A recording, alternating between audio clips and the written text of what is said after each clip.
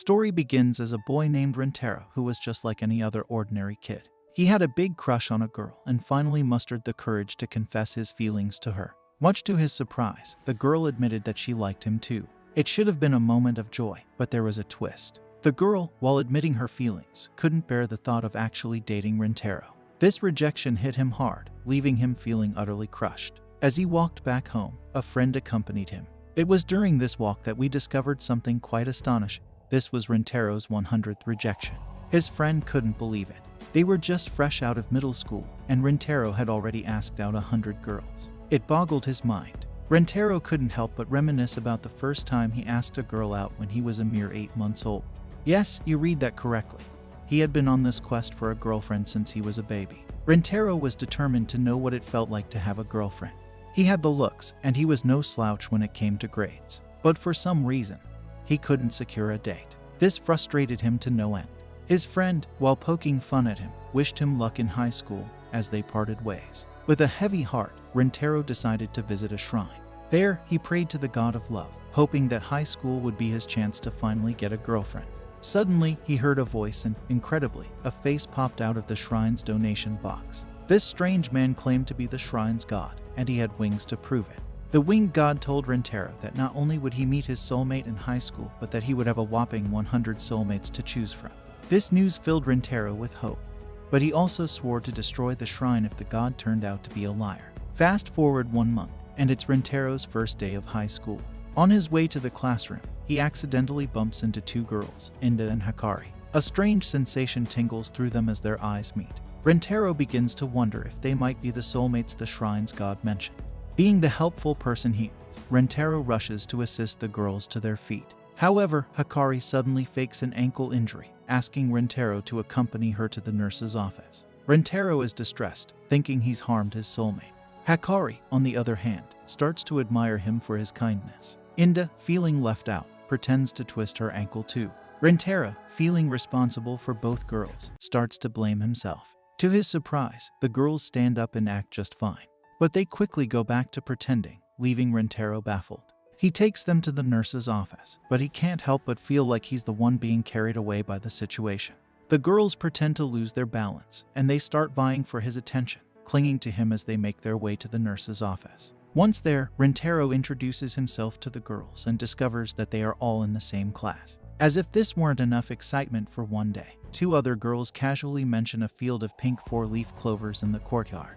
They claim that if you ask someone out with a pink 4-leaf clover, they're guaranteed to say yes. Suddenly, Inda and Hikari dash off, leaving Rintaro bewildered, especially since their legs seemed perfectly fine.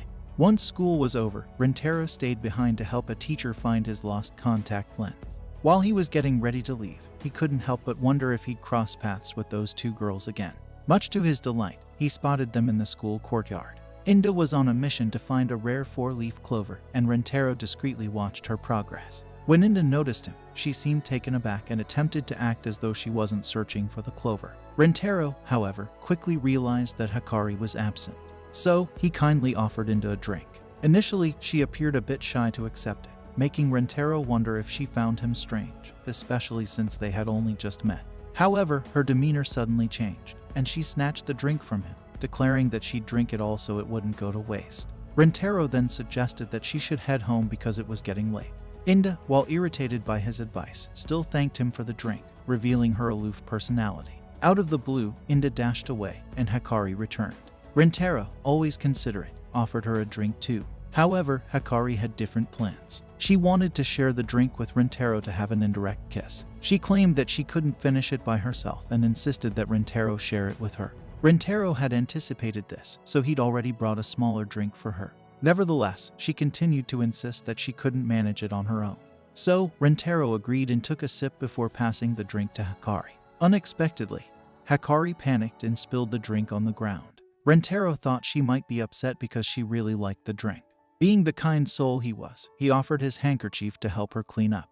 Instead of taking the handkerchief, Hikari surprised Rintaro by holding his hand and confessing her love for him. She explained that she had to confess quickly because there was someone else who had feelings for him. Rintaro was overjoyed to receive his first ever confession, but hadn't had a chance to respond when Inda suddenly returned to the scene. She had bought a bunch of drinks to repay Rintaro, but upon discovering Hikari's confession, she became quite upset. Inda felt left out and became angry with Hikari for not informing her of the situation and for jumping ahead in line. Rentaro was surprised to learn that Inda also had feelings for him. After some initial hesitation, she too ended up confessing her feelings to him.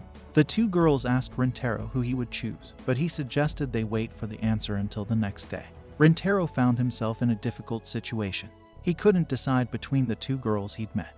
Both Inda and Hikari had confessed their feelings for him, and he was torn. So, he decided to seek guidance at the shrine. At the shrine, he turned to the god of love for help. The god revealed something surprising. Both girls were his soulmates. Rentaro was puzzled, wondering how people usually handled having two soulmates. The god explained that most people only had one, but when Rentaro was born, a mistake had occurred. The god had been too busy watching TV, and accidentally assigned Rentaro a whopping 100 soulmates instead of just one. This revelation left Rentaro feeling doomed. The god went on to explain that if a person couldn't be with their soulmate, they would die because they couldn't be with the one they loved. This weighed heavily on Rentaro's mind as he thought about one of the girls dying, making his decision even more challenging. But then, a peculiar idea crossed Rentaro's mind. He considered rejecting both girls and secretly dating them behind each other's backs. The following morning, he met the girls, looking disheveled. Finally, he mustered the courage to tell them that he wanted to date both of them. Inda was shocked by this revelation, but Rentaro couldn't bring himself to lie to them. He confessed his love for both of them and promised to do everything in his power to make them the happiest girls ever. The girls were on the verge of rejecting him when Rentaro surprised them with pink four-leaf clovers he had spent all night searching for. Inda ridiculed him for believing in such superstitions, but Hikari reminded her that they both believed in it once. Inda initially refused to accept the idea of sharing Rentaro, but he explained that he had picked the clovers because he had seen how hard they were looking for them, and he simply wanted to make them happy. Overwhelmed by his heartfelt gesture, Hikari agreed to be with him, believing that being with him while sharing might still make her happier than being rejected. Inda, not wanting to let Hikari have Rentaro to herself, also agreed to be with him. Hikari teased Inda for changing her mind, and Rentaro promised to cherish them both. Yet, Rentaro still wondered about his other 98 soulmates. The story continues as Rentaro is overjoyed about having a girlfriend. He was talking to a pole, thinking it was his girlfriend, but his excitement was mistaken for something weird by the two girls, Inda and Hikari, who were actually his real girlfriends. Inda was creeped out and wondered why he was talking to a pole, while Rentaro explained that he was just so happy that he couldn't contain himself. Inda suggested that he talk to her instead, but she ended up feeling too embarrassed. Seizing the opportunity, Hikari decided to hold Rentaro's hand, and he was overwhelmed by the sensation. Inda started feeling jealous and grabbed his hand as well. They walked happily together to school. When they arrived at school, they saw a boy running, being chased by the strict vice principal. Hikari mentioned that the vice principal was known for being strict, and that if she caught someone running in school, she would give them a kiss. Rentaro was concerned that this might cause emotional damage. Hikari then asked Rentaro if he had ever kissed anyone before, and he admitted that he hadn't since they were his first girlfriends. Hearing this, Hikari and Inda realized that one of them could be the first to kiss him. During lunch, they spent time together. While Inda was distracted by a cat, Hikari fed an egg roll to Rentaro, which he loved so much that he started crying. Inda got jealous and revealed that she had made cookies for him. However, when she tried to feed him, she accidentally hit him in the eye. Rentaro ate her cookie and told her it was amazing. Hikari then took out a snack, but it was broken. She wondered how to feed Rentaro without getting her hands dirty, so she decided to feed him with her mouth. Seeing Hikari so close, Rentaro thought she was adorable and started getting closer to her. Inda tried to join in but ended up poking Rentaro in the eye with her hair. This made Rentaro sneeze and break the snack. Hikari noticed that Rentaro's eyes were all red and worried that he had a cold. She grabbed onto him, saying he could get better by passing it on, and tried to kiss him. However, Inda got in the way, saying they couldn't be sure he had a cold. She suggested checking his temperature through their lips, claiming it was a family tradition. Inda attempted to make Rentaro pass out so she could give him mouth-to-mouth resuscitation, but Hikari pushed her away. Both girls ended up angry at each other. Rentaro finally realizes that Inda and Hikari want to kiss him. Inda doesn't agree, but her expression gives away their intentions. He's shocked to know they both want to kiss him. Rentaro offers to kiss them too because he's been wanting to do it as well. However, Hikari explains that he has to choose who he will kiss first, which leads to another argument. Rentaro stops the fight and offers a solution he had planned the day before when he was too excited. He thought about making both girls happy, so he suggests keeping the first kiss a mystery. They will both have an equal chance of being his first kiss, and he'll consider both of their kisses as his first. The girls are worried about how to keep it a mystery, but Rintaro explains his plan.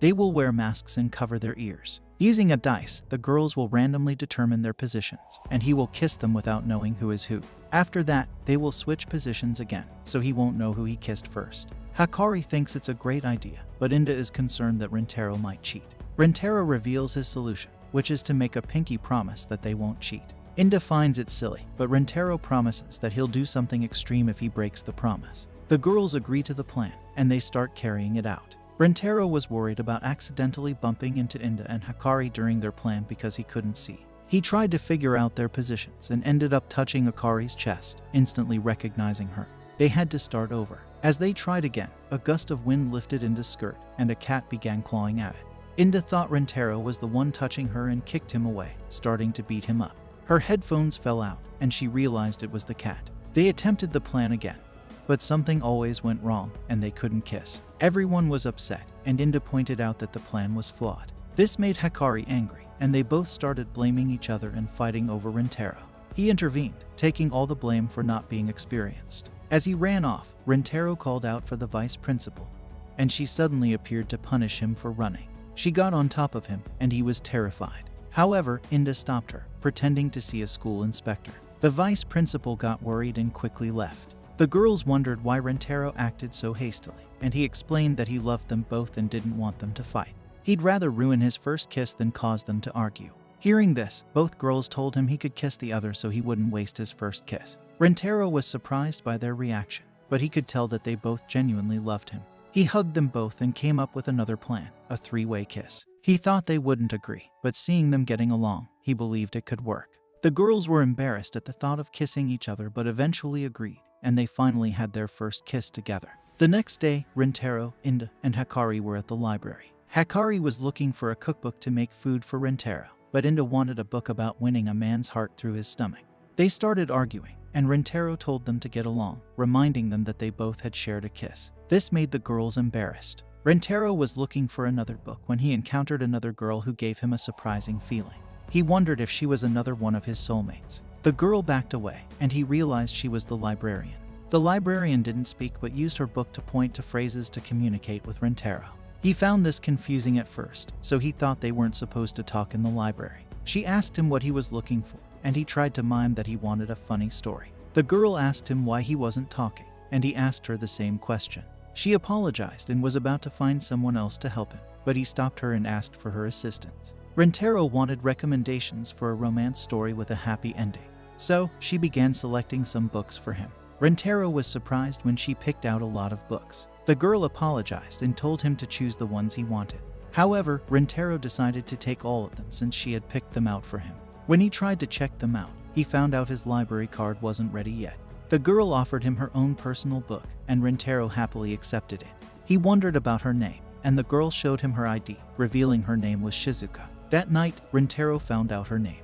Rintaro started reading a book about a princess and her loyal knight. The knight protected her from a dragon, and they developed feelings for each other. However, the princess was supposed to marry another prince. The knight rushed to the princess, wishing they could defy their fates. Rintaro was rooting for them, but the story ended on a cliffhanger. The next day, Rintaro thanked Shizuka for the book. He realized she brought him the second book, and he happily accepted it.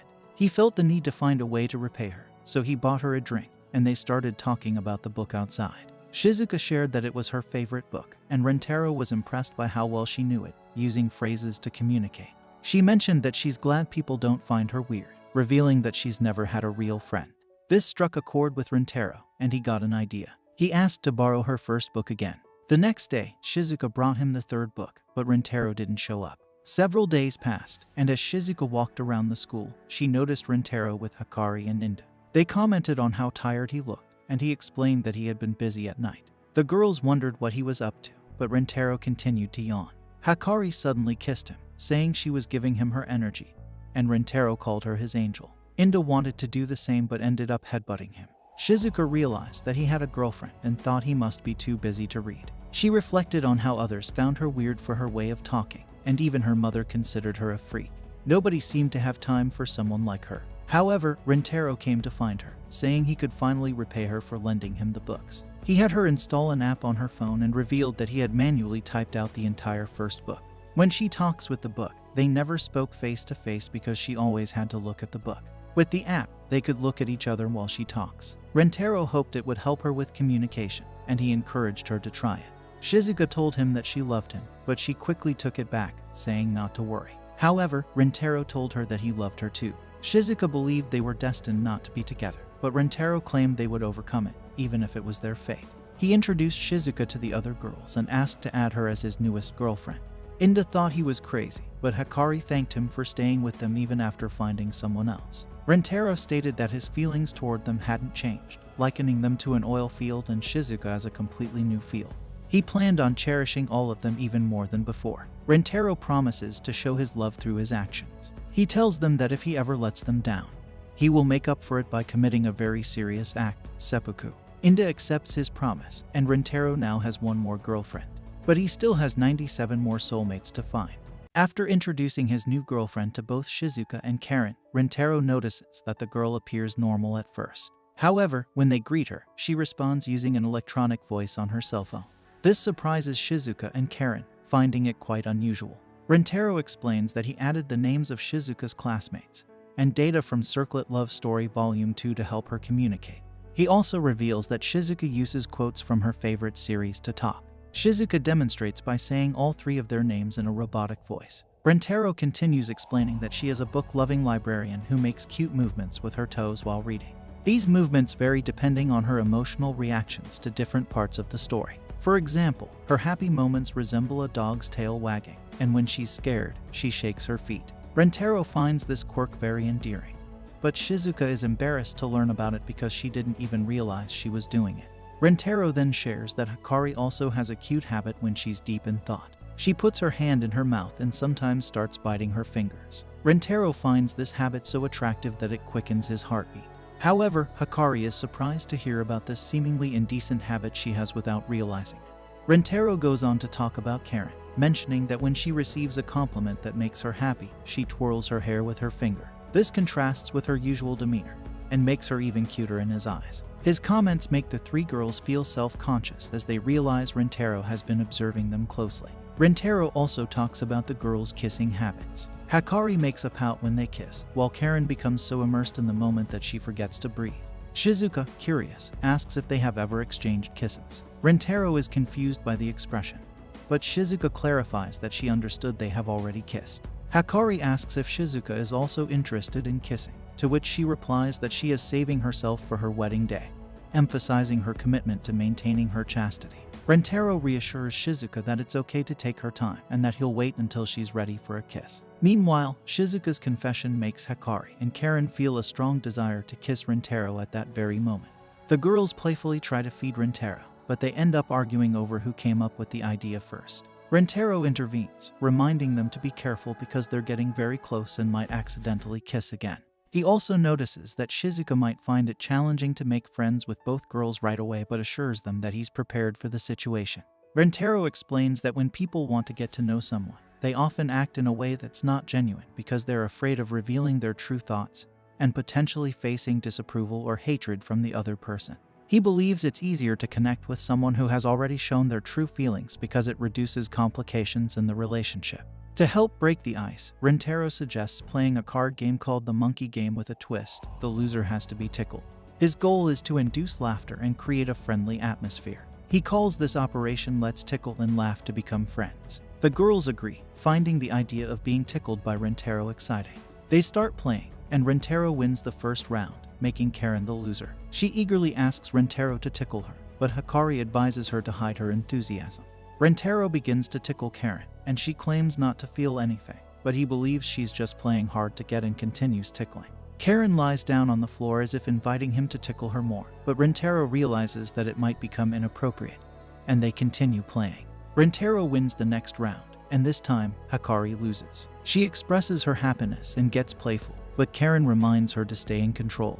Rintaro starts tickling Hikari, and she laughs and acts silly. The laughter eventually turns into moans, and she apologizes, admitting she's weak to tickling. Rintaro reassures her, and Hikari moves away, saying she almost wet herself from happiness. Rintaro wins the third round, and this time, Shizuka is the loser. He's excited to make Shizuka laugh, and he begins to tickle her. Shizuka tries to control herself and laughs, but she uses a device to express her laughter, which surprises Rintaro. Shizuka explains that it might sound sad, but it's the only way she can express herself. Rintaro finds her cute and continues tickling her. The other two girls realize that Rintaro hasn't lost yet, and now their mission is to tickle him. They become determined to tickle Rintaro as well, and their playful competition intensifies. Rintaro finds the situation strange, and in the fourth round, he actually loses to Shizuka. He encourages Shizuka to give it her all. Meanwhile, the other two girls feel jealous but try to hide it. Shizuka calmly pokes Rintaro, making him laugh.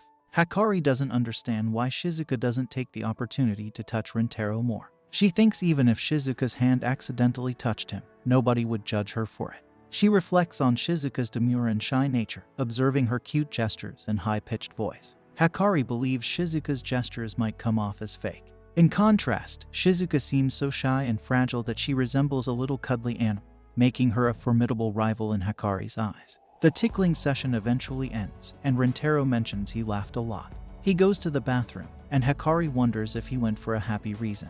Karen asks Shizuka what just happened, looking serious. She asks if Shizuka is acting modest because they're all there. Shizuka denies it, but Karen insists that Shizuka was just poking Rintaro because she wanted to touch him more. Kine asks why Shizuka was acting silly, and Hikari explains it was because Kine had frightened her earlier. She adds that Shizuka had been screaming, but Kine denies it and calls her ignorance a blessing. Shizuka says that they were Rintaro's girlfriends before she came along, and she didn't want to disrupt things. Karen becomes angry, saying she expected Shizuka to say something like that. She doesn't like seeing Shizuka avoid Rintaro without expressing her true feelings. Hikari chimes in, pointing out that Karen also hides her feelings to act nice, which highlights the hypocrisy in her words. Karen tells Hikari to quiet down and avoid starting a fight. Shizuka apologizes once more, but Karen gets frustrated because Shizuka keeps repeating the same things. Hikari explains that Kine would probably react similarly if Shizuka had said something different. Hearing another insult, Karen gets close to being really angry with Hikari. Shizuka decides to be very honest with them, as that's what they seem to want. She explains that she can't bear the fear of Rintaro comparing her to them. Kine is saddened by this and wonders if she appears scary to Shizuka. Shizuka clarifies that she expressed herself poorly and actually finds Hikari very elegant, graceful, feminine, and with a beautiful body. She finds Karen very beautiful with confidence that matches her outer beauty. Shizuka believes she is common and lacks grace, with a childlike body and a sad, reserved personality. This makes her feel inferior to the others. Karen tries to comfort her, saying Shizuka is beautiful and her quiet demeanor is elegant and feminine. Karen takes the opportunity to apologize for everything that has happened, and Hikari tells Shizuka not to worry about what Karen says because she tends to get angry easily. Hikari reassures Shizuka that Rintaro loves them all more than they can imagine and surely has wonderful things to say about her too. Karen adds that Shizuka shouldn't hold back and should express her desires to Rintaro. Hikari suggests that Shizuka can call them by their first names since they are all Rintaro's girlfriends equally. Shizuka starts addressing them by their first names. Meanwhile, Rintaro is away, feeling happy that everything worked out. He remembers the time when Shizuka was tickling him and noticed Karen looking angry. He realized he needed to take action before it turned into a fight. However, he also remembers his purpose with the monkey game was to encourage them to express their feeling. If he makes them hide what they feel, it would increase the distance between them, not decrease it. Rintaro realizes that he needs to show courage first so that the girls can do the same. To create a private moment, he goes to the bathroom. While he's away, he understands that Karen wasn't angry for no reason. She was upset because she wanted Shizuka to be honest. Hikari intervened to prevent Karen from directing all her anger at Shizuka. Shizuka accepted what Kine had said and mustered the courage to express her true feeling. When Rintaro returns, Karen suggests they continue the previous punishment because she doesn't think Shizuka's pokes were enough. Shizuka should punish him again. Hikari asks if she wants to tickle him once more, and Shizuka realizes the two are supporting her. Feeling grateful for their kindness, she recalls Karen's advice to be open about her feelings. She stops in front of Rintaro and admits that she wants to kiss him. She confesses that her story about waiting until marriage was a lie. Rintaro acknowledges that he already knew this, and Shizuka shares her desire for a kiss. Rintaro caresses her and apologizes, finding her cute, but Shizuka takes his hand and rubs it on her face. They share a kiss, and Shizuka blushes, not showing much reaction. Hikari suggests that now that Karen has encouraged Shizuka to be honest, it's Karen's turn to be truthful. Karen claims she has nothing to declare. Hikari leaves her alone and asks Rintaro to kiss her too. Karen becomes jealous and asks if Shizuka is better than her. Rintaro reassures her, saying all three of them are the cutest in the world. Karen agrees but mentions she already expected that answer. She allows Rintaro to kiss her, saying she's not that interested, and they hug. Rintaro calls her cute, but she pushes him away. He finds her bashful expression amusing, and she playfully hits him. Finally, Rintaro expresses his desire to kiss Karen as well, pointing out that if he doesn't initiate it, it might not happen. He asks if she's interested, and Karen, although reluctant, agrees. They share a kiss, and after kissing all three of them, Rintaro looks a bit silly while staring at the sky. Hikari asks what's on his mind, and Rintaro says they're such fantastic girlfriends that he feels it's a waste for them to be with him. He expresses his gratitude for all three of them, and the girls interpret this statement in various ways, leading to laughter among the group. The girls were eagerly waiting for their test results. Hikari wondered why Rintaro was taking so long to return from getting his cell phone. Shizuka mentioned that Rintaro values his cell phone a lot because it holds pictures and memories of the three of them. They recalled Rintaro saying how important the device was to him. When Rintaro returned to the room, he found Nano, another girl, there. Nano informed them that the test results were already out. She confidently stated that checking the results would be a waste of time for her since she already knew she had the best grade. As they looked at each other, Rintaro felt a familiar connection, similar to when he first met his three girlfriends. He invited Nano to check the results together, but she declined, considering it a waste of time. Rintaro apologized and left the room. Upon returning to see the results, Rintaro praised Nano's outstanding performance. He ranked 88th, so he couldn't say much. Nano, on the other hand, had aced all the subjects, sparking Rintaro's interest. He asked if any of the three knew more about Nano. Shizuka described her as a reclusive girl immersed in her study, while Inda mentioned not having exchanged a single word with her. People talked about Nano being like a robot, always seeking precision and efficiency. She was capable of answering any question on any subject, earning her the nickname of a highly advanced human AI. Later, everyone heads to the biology lab, where Rintaro is partnered with Nano for some work. He leaves Nano studying while he goes to get a microscope. On his way back, he notices that Nano is different from his other three girlfriends. His previous girlfriends were more on the cute side, while Nano is elegant and pretty. Rintaro suggests they don't need to use the book in the lab, but he realizes Nano is copying cells from a notebook, considering it more efficient than using the microscope. Rintaro thinks this undermines the practical part of the class, but Nano argues that redoing the same steps is a waste of time since scientists have already provided the answers. Rintaro warns her about the professor watching and suggests doing the work properly. Nano takes the microscope, and Rintaro believes she'll do things right, but she stubbornly puts the book under the microscope. Rintaro realizes why people call her an AI. Her reasoning is logical, not practical, and she comes across as cold towards people. This has given her a not-so-good reputation among other students. Meanwhile, Rintaro accidentally cuts himself while cutting an onion. He goes to the sink to wash his hands and tells Nano he's going to the infirmary. Surprisingly, Nano starts sucking his finger, claiming it's more efficient due to saliva containing antimicrobial agents, eliminating the need for antiseptic. Rintaro is surprised and embarrassed, noting Nano's soft lips and hot tongue. While this awkward moment unfolds, Rintaro's three girlfriends remain focused on their work. Eventually, the class comes to an end. Rintaro goes to Nano to express his gratitude for her help, but she insists he doesn't need to thank her. However, Rintaro still feels the need to thank her properly and offers to buy her a refrigerator. Nano declines, explaining that soft drinks are not suitable for hydration, leaving Rintaro with limited options. He decides to be honest and shares that he simply wants to get to know her better, asking if she minds.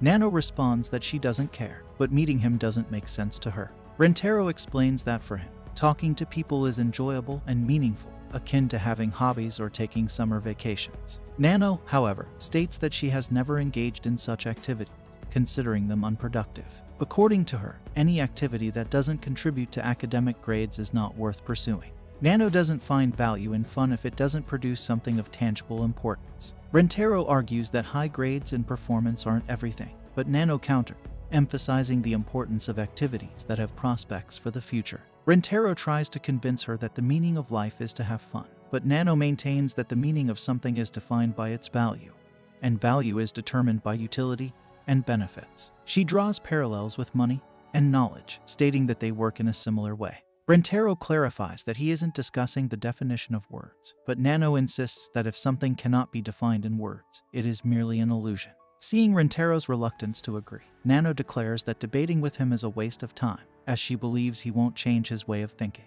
This leaves Rentaro with lingering doubts because Nano's perspective is vastly different from his own, making him question if she could be his soulmate. Upon reaching home, Nano begins her studies but finds herself thinking about Rentaro and why she sucked his finger. Various possibilities cross her mind, but she acknowledges the danger of inaction he was facing due to a high risk. Realizing her distraction, she decides to refocus by writing the value of pi multiple times on the board. However, even after this strategy, she remains distracted and writes the pi value more frequently, realizing she's wasting a lot of time.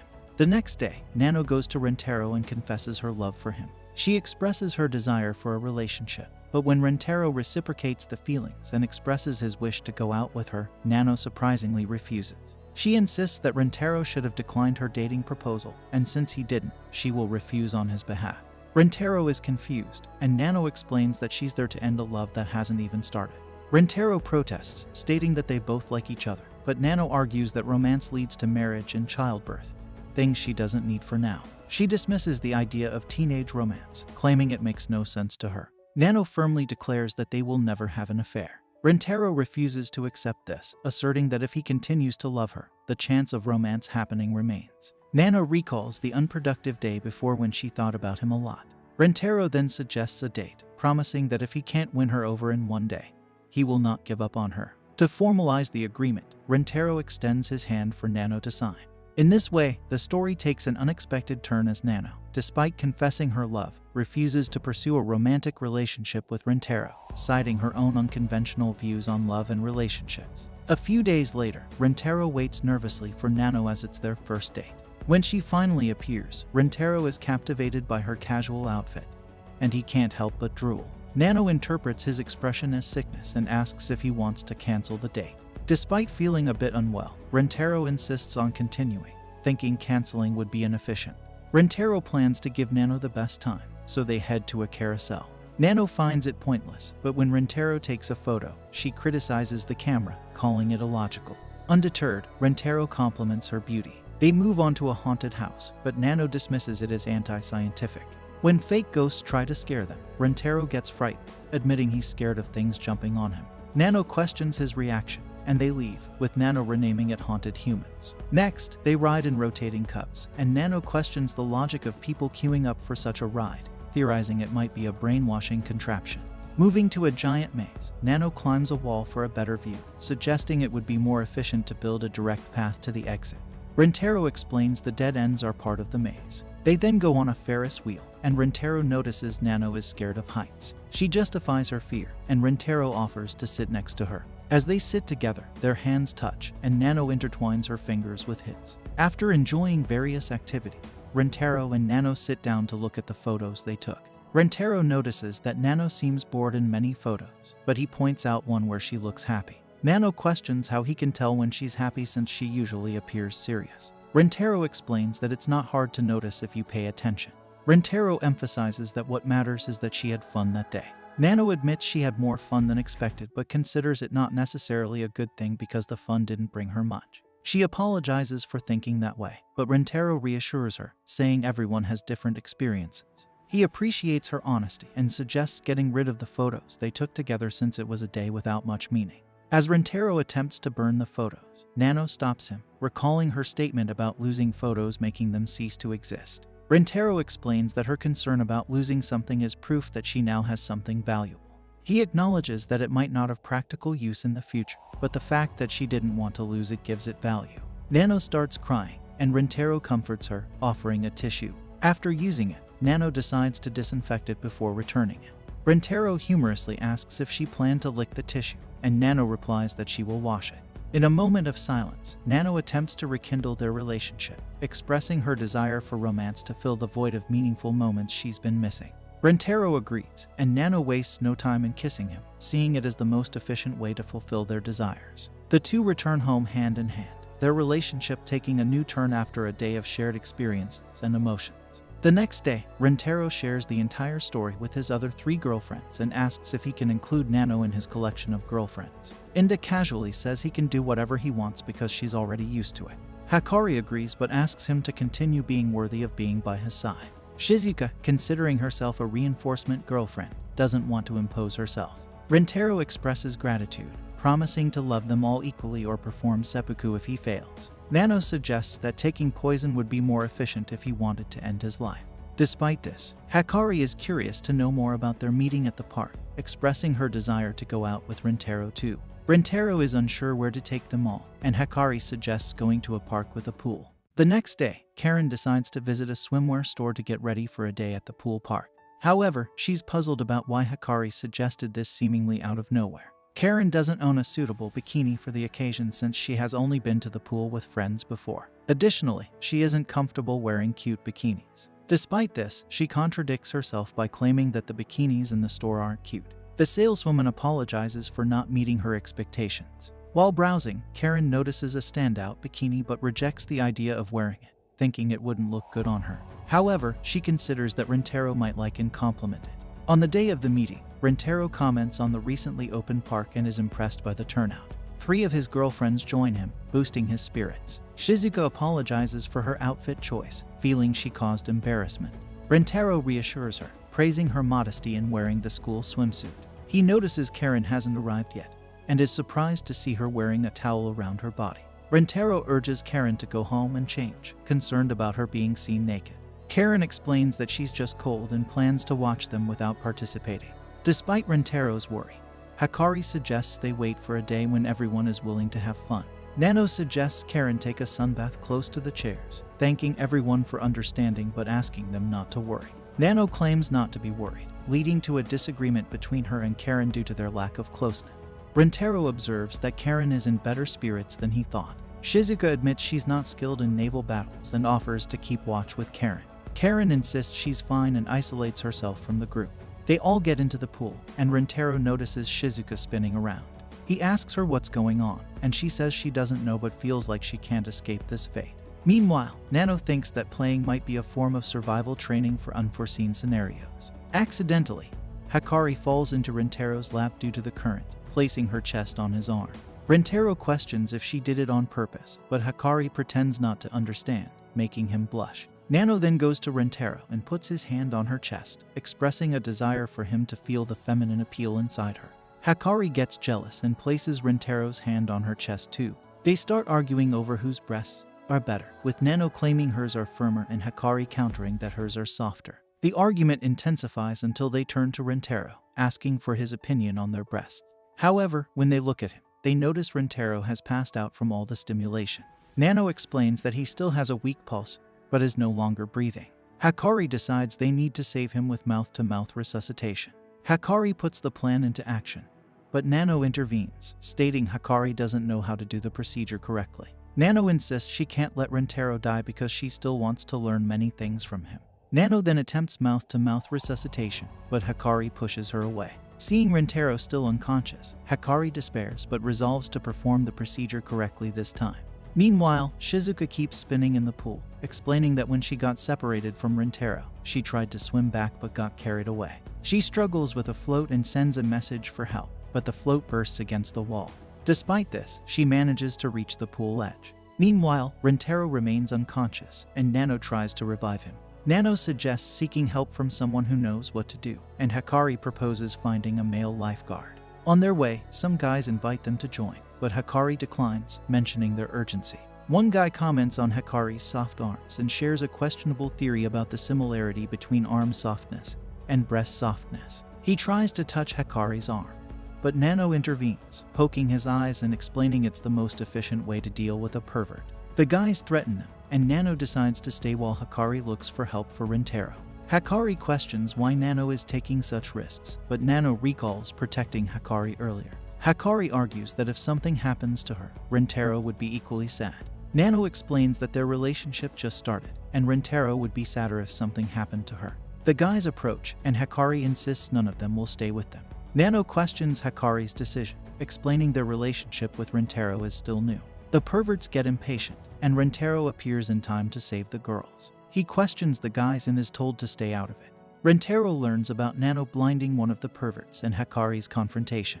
Rentaro proposes spending time with the guys to make up for Nano's actions. The pervert suggests Rentaro take his girlfriend and leave, but Rentaro clarifies that both Nano and Hikari are his girlfriends. The pervert challenges Rentaro to prove it by kissing both girls. Rentaro refuses, explaining it's not something they should do in front of people. However, Nano pulls him and gives him a kiss. Hikari follows suit. The guys, overwhelmed by this modern relationship, run away. Hikari asks Rentaro when he woke up, and Nano wonders how he found them. Before they get answers, Karen appears, upset with the scene she witnessed. The scene shifts to a few moments earlier when Karen was sunbathing. Suddenly, she notices some guys approaching Nano and Hikari, prompting her to go help them. On her way, she finds Rentaro lying on the floor, dry and pale. Worried, she tries to wake him up, and he only comes to when she mentions the girls being in danger. Rentaro immediately asks where they are, and upon Karen's pointing, he rushes to their aid. Everything becomes clear as they understand how Rentaro got to them.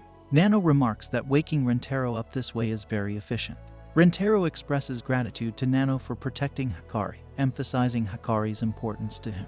He requests Nano not to take too many risks, reminding her that he would be sad if something happened to her. This makes Nano realize Rentaro cares about everyone equally. She apologizes and thanks him for his concern. Karen notices that Shizuka is still missing, and Hikari mentions not seeing her since they left the pool with the current. Rentaro despairs, thinking Shizuka might have been carried away by the current. He runs to save her. Shizuka, meanwhile, continues to ask for help until her phone dies. Rentaro shouts her name, and she waves her arm to get his attention. Rentaro can't hear her, but after putting in effort, he finally hears her. He rushes to her side, apologizing for leaving her alone. Shizuka kisses him on the way back, but Rentaro blushes, suggesting it's not the right place for it. They return to the other girls, and Rentaro decides to rest while they have fun, inviting Karen to join him. He teases Kine for looking at Hikari and Nano's breasts, and notices Karen's discomfort. Rentaro believes Karen chose not to wear a bikini to the pool due to confidence issues, but she denies it, claiming she's just cold. Rentaro points out her melon soda with ice cream, suggesting it's not the behavior of someone who's cold. He explains that Hikari and Nano are exceptions in terms of attractiveness for their age, and high school girls typically have a body similar to Karen's and Shizuka's. Kine, feeling insecure, denies being feminine. Rentaro asks her to stand and removes her coat, complimenting her appearance. She calls him a pervert, but Rentaro insists she looked great in the bikini. He hugs her and explains that she's not better or worse than the other girls. They all have unique quality, and he finds her attractive as she is. Rentaro invites Karen to join the other girls, but Karen is still motionless and red. He kisses her too, and they all return to the pool. Nano asks if Karen's cold has passed, and she confirms. The other girls compliment Karen's bikini, making her embarrassed. Seeing everyone together, Rentaro decides it's time to have fun in the pool for the rest of the day, enjoying the date as it should be. The story unfolds as Rentaro is being dragged by Karen, with his other girlfriend following closely. Hikari expresses her desire not to miss the limited passionate pair's pancakes. Meanwhile, in a laboratory, a girl is diligently working on creating potions. As Rentaro is pulled through the lab, he briefly locks eyes with the girl, feeling a same shock of finding his soulmate. However, the moment is fleeting as Karen continues to pull him away. The next day, Rentaro decides to visit the chemistry lab in the hope of finding the girl he saw yesterday, believing her to be his soulmate. Upon entering, a cute girl named Kusuri welcomes him to the lab. Rentaro looks around but doesn't spot the girl from before. Kusuri asks for Rentaro's name and introduces herself. She invites him to have some tea, and despite his hesitation, she insists, revealing that she has created a new medicine. Rentaro clarifies that he is not there to join the club but is searching for someone. Undeterred, Kusuri encourages him to drink the tea while he waits. As Rentaro approaches her, Kusuri instructs him not to peek at her work. Despite his protests, Rentaro decides to wait and see what she is making. Kusuri reveals her new magnetic potion, astonishing Rentaro with its effectiveness, surpassing even Nobel Prize-winning achievements. She explains that the potion can make a person temporarily magnetic, attracting metal objects. She urges Rentaro to try it, and after some hesitation, he drinks it. To his surprise, Rentaro experiences the potion's effects, turning his body into a magnet. Kusuri boasts about her invention, but then warns Rentaro of the side effects, including 3 days and 3 nights of unimaginable constipation. Rentaro is taken aback, questioning what she made him drink. Kusuri ignores his concerns and decides to drink the potion with the opposite magnetic effect. As they embrace due to the magnetic force, Rentaro feels embarrassed. Kusuri mentions that the effect will wear off in 10 minutes, but they find it challenging to separate from each other. She explains the various drugs she enjoys creating, such as night vision medicine and a potion that delays voice sounds. While Rentaro initially entered the lab to find his soulmate, he becomes captivated by Kusuri and her passion for chemistry. Despite realizing that Kusuri is not his soulmate, he is seemingly infatuated with her. However, Kusuri notices Rentaro watching her, realizing he is enamored by her cuteness. She discloses that the tea he drank was spiked with a love potion. The girl then confesses her feelings, declaring that she fell in love with him at first sight and asks Rentaro to date her, confident that he cannot reject her due to the love potion.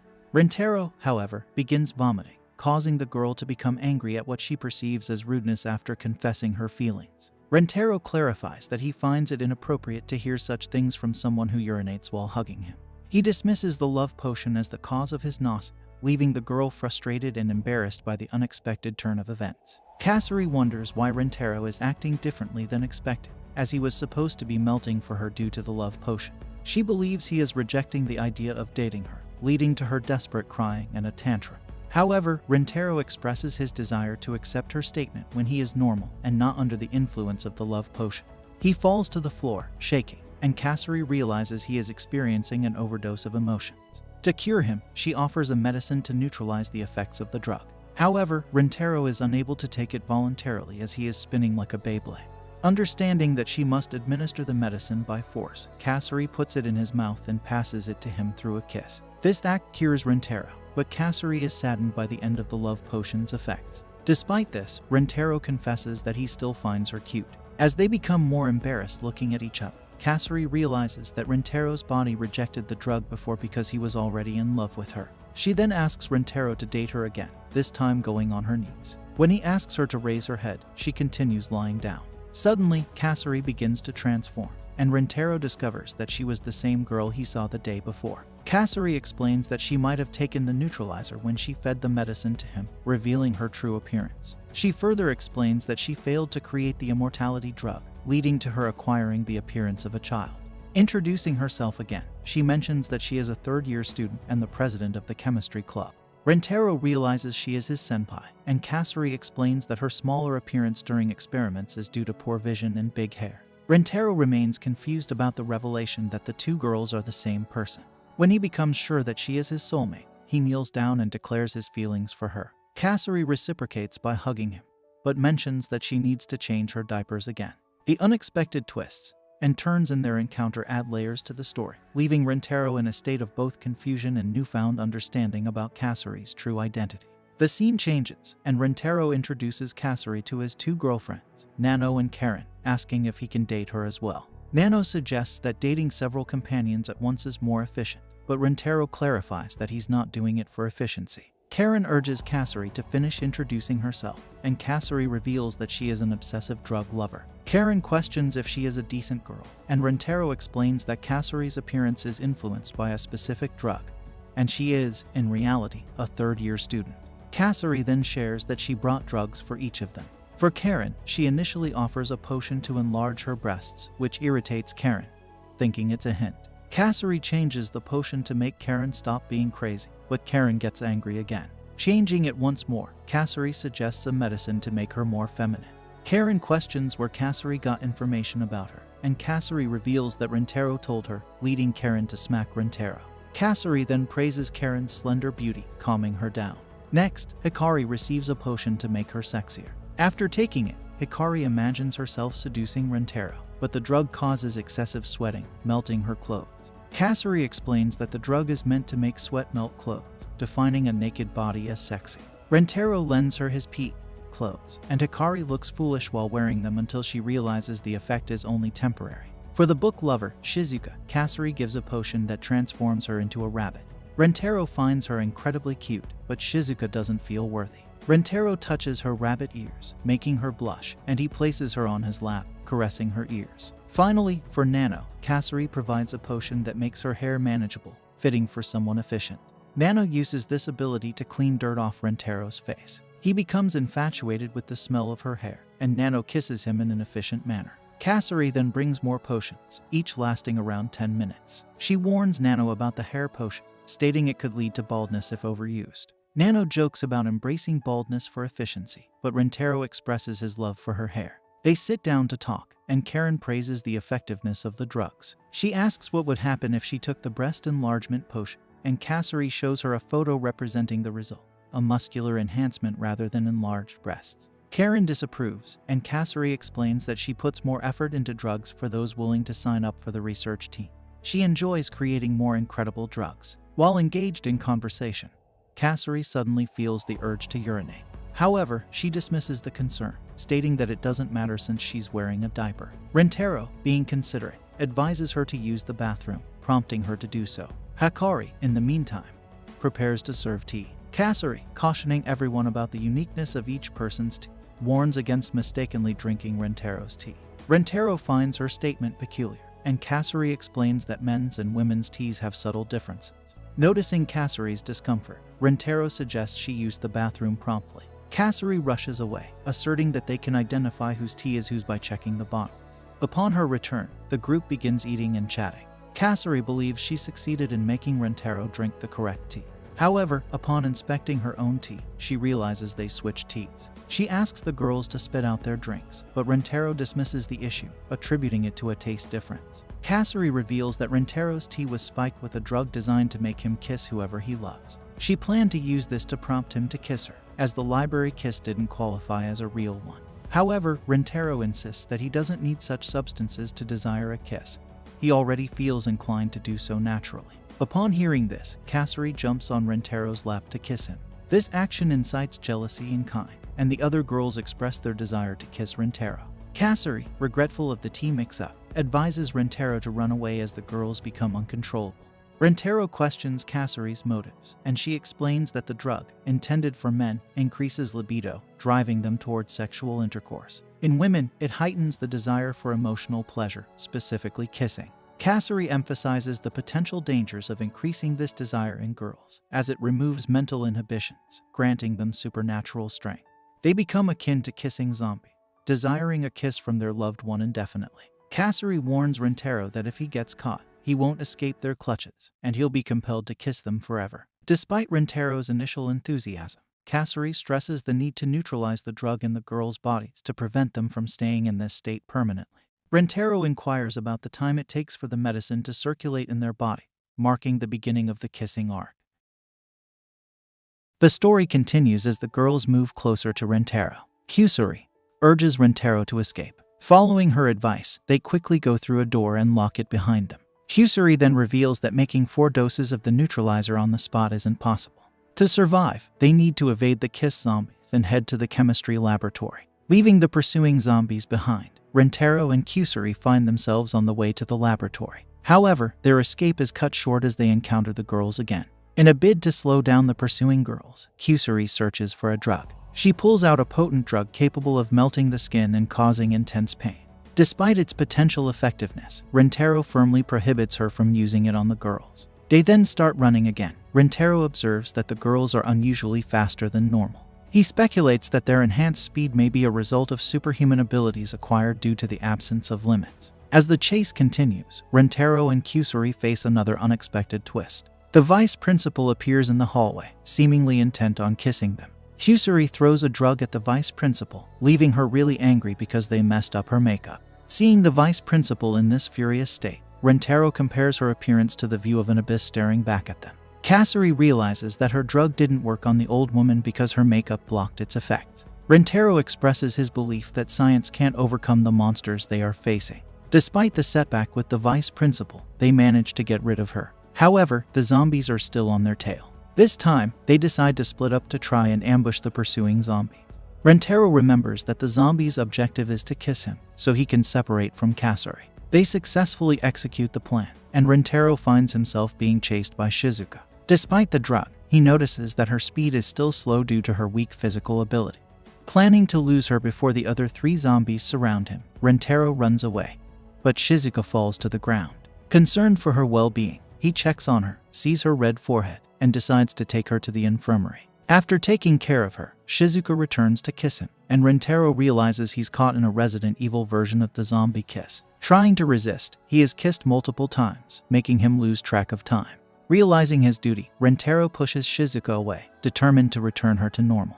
He suspends her in the air with a clothes hanger and leaves, promising to bring her back to normal. On his way to the laboratory, Rentaro encounters 2 other zombies, leading to another chase. This time, they use their heads, and Kairin throws Hikari towards Rentaro, immobilizing him. Hikari is the first to kiss him, followed by Kairin, and they take turns. Rentaro feels his mind erasing again. Unlike Shizuka, they are more challenging for him to resist. However, after the kisses, they start arguing among themselves. Rentaro observes that even though the girls have turned into zombies, they still act the same as before. Seizing the opportunity, he takes advantage of their distraction and makes them kiss each other, causing them to forget about him. Rentaro explains that the drug they took compels them to kiss whoever they like uncontrollably. In essence, the 2 girls actually love each other, leading to their constant troublemaking. Rentaro, initially confused by their behavior, realizes he had mistaken their friendship for passion. He watches them kissing until he remembers his purpose, to go to the chemistry laboratory. Upon opening the door, he unexpectedly encounters Nano. Quickly closing the door, Rentaro hides in a closet. When Nano exits, she doesn't spot anyone.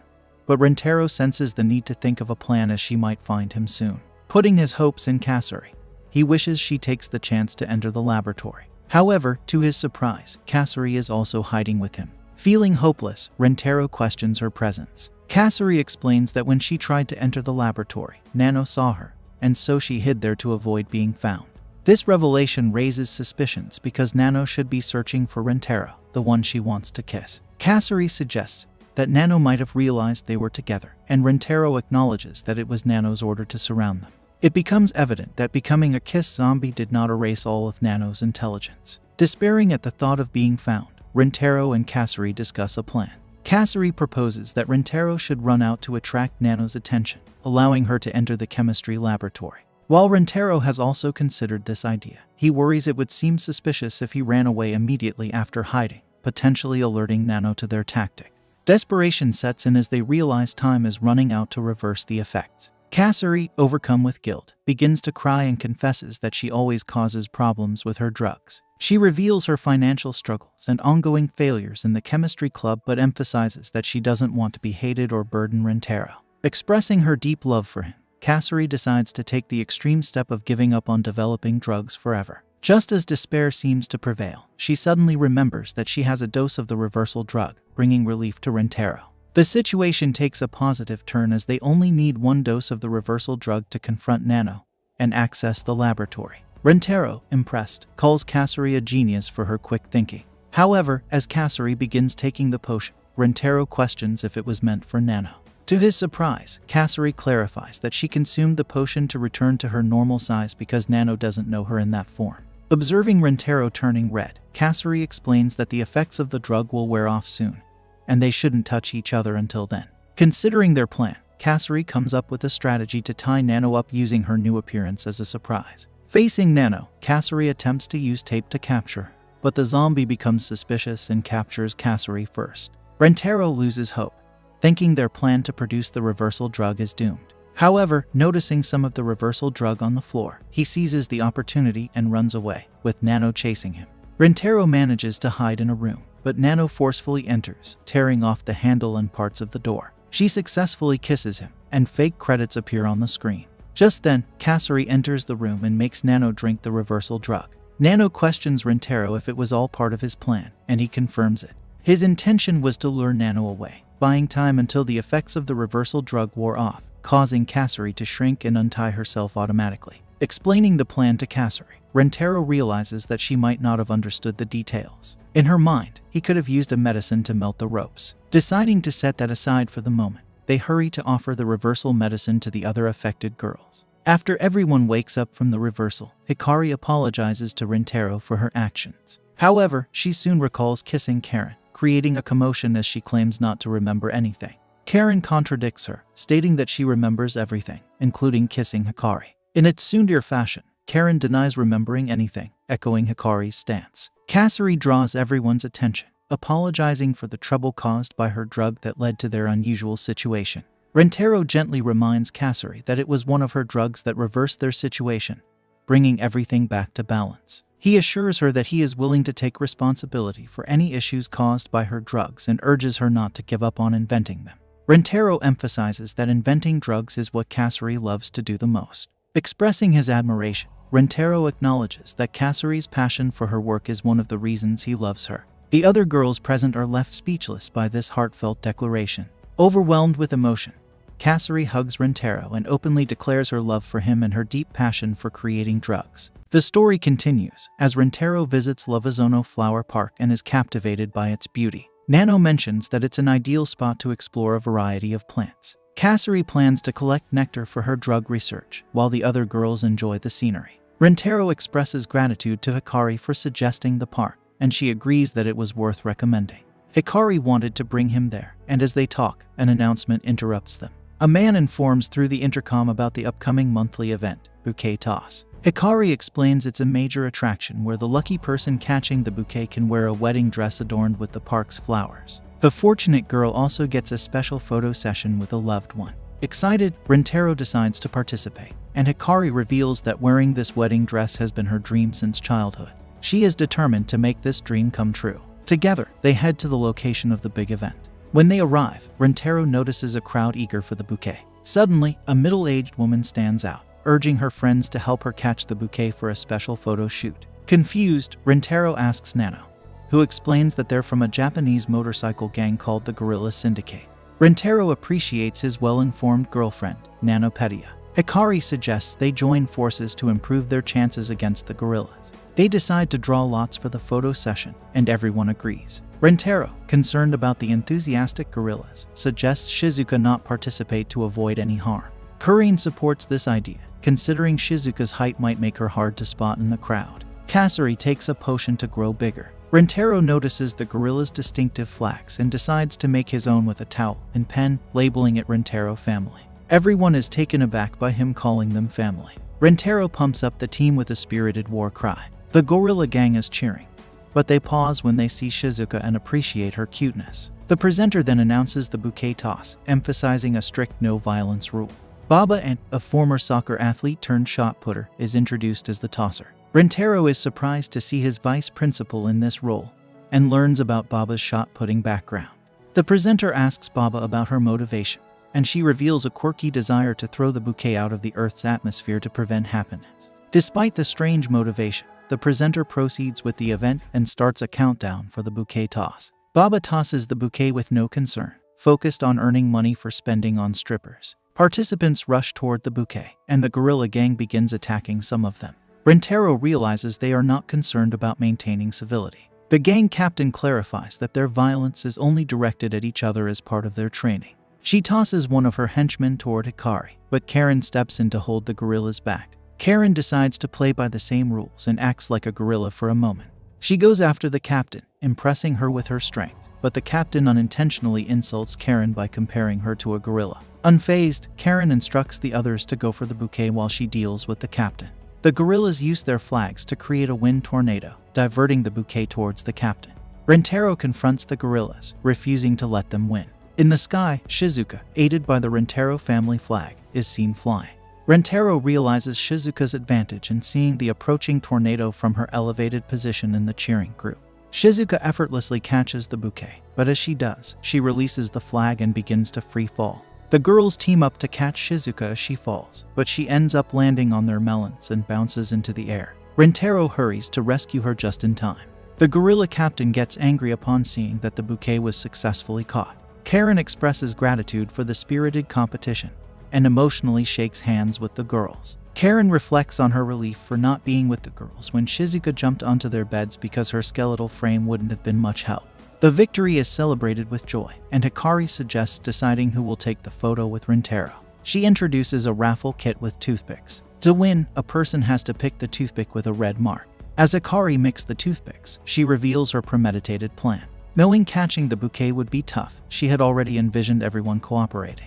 Hikari suggests conducting the draw even before the bouquet is thrown, avoiding suspicion. She points out that the stick with the red mark has a small visible cut on the side. To avoid suspicion during the toothpick draw, Hikari devises a plan. She decides to let someone else go first and chooses Nano, believing her efficiency-focused nature would likely ensure she picks the closest stick. Hikari mentally apologizes for her strategy, but is determined to make her childhood dream come true. However, Nano's efficiency surprises Hikari and all the girls quickly get their toothpicks. To Hikari's surprise, she gets the red toothpick. She gets really happy as her dream finally came true. On their other side, Kusuri throws a tantrum and Rentaro reassures her, saying there will be more opportunities in the future. Hikari feels sorry for Kusuri, who hasn't made strong memories with Rentaro yet. She decides to let Kusuri take the photos instead. Kusuri expresses gratitude, thanks Hikari, and confesses her love for both Hikari and Rentaro. She says that watching her two favorite people take a photo together would be very fun. Hikari suggests taking photos together, despite Karen mentioning they always do that. They decide to have a group photo. Afterward, Hikari expresses gratitude to Rentaro for making her dream come true. She shares that her days have been happy since meeting him, and her life has felt like a dream. Rentaro reciprocates the feelings, thanking Hikari for everything. When Hikari makes a seemingly selfish request, Rentaro is open to granting it. To his surprise, she asks to break up. Rentaro is confused and plans to talk to her later to understand her reason. However, he learns that Hikari has left the park for an urgent appointment. Kusuri suggests she might have just gone to the restroom, and Nano inquires if something happened to Hikari. Rentaro reassures them and promises to talk to Hikari. When he tries to call her, Hikari doesn't answer. Rentaro recalls receiving an envelope from Hikari containing her bikini photos. Curious, he opens it, believing it might contain her address. His hunch is right, and he arrives at a grand house with a garden, lake, and fountain. Spotting Hikari through a window, he excitedly calls out to her, but she hushes him and warns him to stay quiet. A security guard hears a noise and checks, so Rentaro hides just in time. Hikari calls him from an unknown phone, saying they have little time. Rentaro, confused about their sudden separation, asks for an explanation. Hikari reveals she doesn't love him anymore and wants him to move on without her. However, Rentaro senses she's hiding something and refuses to leave until she tells the truth. Hikari opens up, saying her mother found out about them. Despite explaining their honest relationship and her happiness, her mother disapproved. She took Hikari's phone, transferred her to a different school, and planned to move the next day. Hikari doesn't even know where she'll be going. Rentaro gets upset upon hearing Hikari's explanation. Hikari says that how her mother's is. She also says that her mother have a lot of money and use it to bend everything at her will. She believes her mother will keep separating them if they meet again.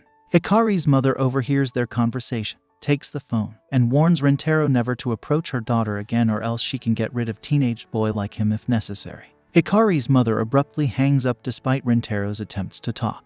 Rentaro shouts to get attention, but the security guard catches him and asks him to get out. Rentaro explains he needs to talk to the residents, but the guard reveals he has orders not to let him in. Despite Rentaro insisting it's important, the guard says things don't always go as one wishes, especially for a teenager with limited capability. Meanwhile, Hikari pleads with her mother to let the situation pass. Her mother refuses, insisting on sending Rentaro away so Hikari can't see him again.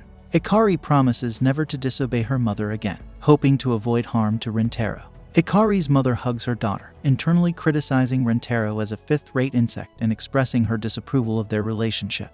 Later in the afternoon, Rentaro comes back home feeling really sad. He remembers Hikari's words and how the security guard said he couldn't do anything because he's just a teenager. Rentaro is frustrated and defeated, so he hits his head against the wall. He feels weak, doesn't have much knowledge, money, or power, and doubts he can love someone like Hikari. While looking down, he finds a 4-leaf clover, reminding him of the day he first met Hikari. Rentaro tells the other girls everything, and Kurain wonders why Hikari didn't speak up earlier. Kasuri asks Rentaro about their plan, and he decides to sneak into the mansion and rescue Hikari. Kurain and Nano doubt the plan's success because of Hikari's mother's wealth. Despite the challenges, Rentaro is determined to make Hikari happy and bets everything on this rescue plan.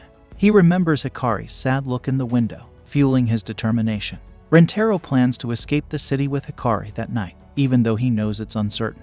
He promises to come back one day and asks the girls to wait for them. Kurain finds the plan convenient but decides to help Rentaro rescue Hikari, and the other girls offer their help too. Rentaro knows it's not a simple decision, but as he looks at the girls, he realizes they all love Hikari like him. With this in mind, he accepts their assistance. The story continues as the Rentaro family has reached Hikari's mansion, and they've managed to get past the fancy gates. The garden inside is so beautiful that everyone is impressed. Nano thinks entering through the garden was a smart move because the noise from the fountain covered the sound of their arrival.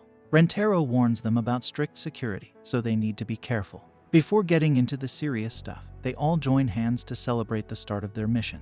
Rintaro tries calling Hikari, but she doesn't answer. To get her attention, Rintaro takes out a ball from his backpack. Karen asks what he plans to do with it, and Rintaro explains he wants to throw the ball towards Hikari's window, and then use his rope to bring it down.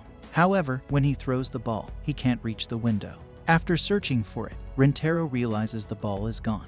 Karen finds a cat playing with it, but the cat runs away when Rintaro tries to catch it. Nano suggests kicking the cat to stop it, but Rintaro steps in to prevent her from being too harsh, or else Peto will sue them. The noise they make attracts a security guard, and they hide. The cat goes to the security guard, ready to play. Kasari expresses disappointment, saying they've lost the ball for sure. Rintaro says that their only option to enter the house is now gone. Nano points out that because there are cats around, there might be a small door for animals to enter the house. When they see the door, Shizuka tells them that the door is probably only big enough for a baby. Karen asks Kasari if she has a drug that can shrink the body. Kasari explains she hasn't made a drug like that, because the one she mentioned was an immortality potion that didn't work. Nano displays some stones she collected from the garden. Afterward, she successfully opens the door, explaining that she could determine the lock's location and type based on the door's shape.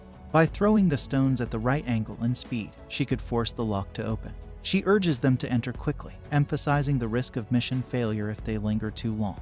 However, upon examining Nano's hand, Rintaro notices a broken and bleeding nail. Karen retrieves a bandage from Rintaro's bag and wraps it around Nano's finger. Nano explains that she needed to use her fingernail for precision and speed when throwing the stones. Karen admonishes Nano for going too far. Nano, however, justifies her actions by mentioning a favor she owes Hikari for a past incident in the park. But then she corrects herself, stating that it's not for a favors but she genuinely wants to help her. Upon entering the house, they encounter a guard dog. Rintaro advises them to leave promptly, as an attack could jeopardize their mission. But as they exit, he notices that Shizuka stayed behind because she was too frightened to run. Attempting to call her name, Nano stops him, explaining that yelling could agitate the dog and alert the security guard. Meanwhile, Shizuka blames herself for being left behind, considering it a burden. Then, she recalls Hikari's situation and Rintaro's commitment to giving his all to rescue her. Shizuka declares her intention to do the same, willing to give her best to help. She decides to lie down on the ground, offering herself as a sacrifice. Surprisingly, the dog approaches her and starts licking her. Nano clarifies that the dog doesn't seem interested in attacking Shizuka. In simple words, animals have a natural instinct to protect the weak, much like they would care for their own baby. However, Kurin questions whether this instinct extends to anyone invading their territory. Nano explains that Shizuka's extraordinary weakness overwhelmed the dog's territorial instincts. Rintaro reminds them that the dog will still be upset if they attempt to enter. Nano suggests having Shizuka gouge out the dog's eyes when she gets the chance, but Rintaro opposes this idea of animal abuse, especially since both the cat and the dog belong to Hikari's family. Kusari takes out one of her drugs, declaring that she will remedy the situation. Seeing this, Rintaro inquires about the type of drug it is. She explains that it is a medicine that instantly puts any animal to sleep. She instructs Shizuka to use the medicine. However, instead of giving it to the dog, Shizuka takes it herself. With her unconscious, there is no one else who can move around the house, but the dog continues licking her and inadvertently consumes the rest of the medicine in Shizuka's mouth. With that, they regain access to the house. They wake Shizuka up with the reversal medicine. As they progress, they encounter the cat once again. An alarm starts going off, and Rintaro observes that there is no way to escape down the hallway due to its extensive nature. Security guards arrive, and upon seeing the cat, they deduce that it was the one that set off the infrared sensors. Rintaro and the girls come out of hiding, and Nano explains that without infrared vision goggle, they have a 99% chance of failing the mission. Kasari takes out some eye drops, which actually has effect to give infrared vision. Rintaro thinks that this anime plot is really unexpected and convenient. But Nano explains that the chances of the Big Bang happening and them being here are even smaller, so he shouldn't be overly concerned about such a small coincidence. When he attempts to put the eye drops in his eyes, Kusari informs him that the medicine's side effect is temporary total blindness, except for infrared. Upon hearing this, he complains, stating that she should have warned him about this beforehand. And then Karen takes the paper from Kasari, and the girl quickly collects the paper, showing some discomfort in letting them read what's on it.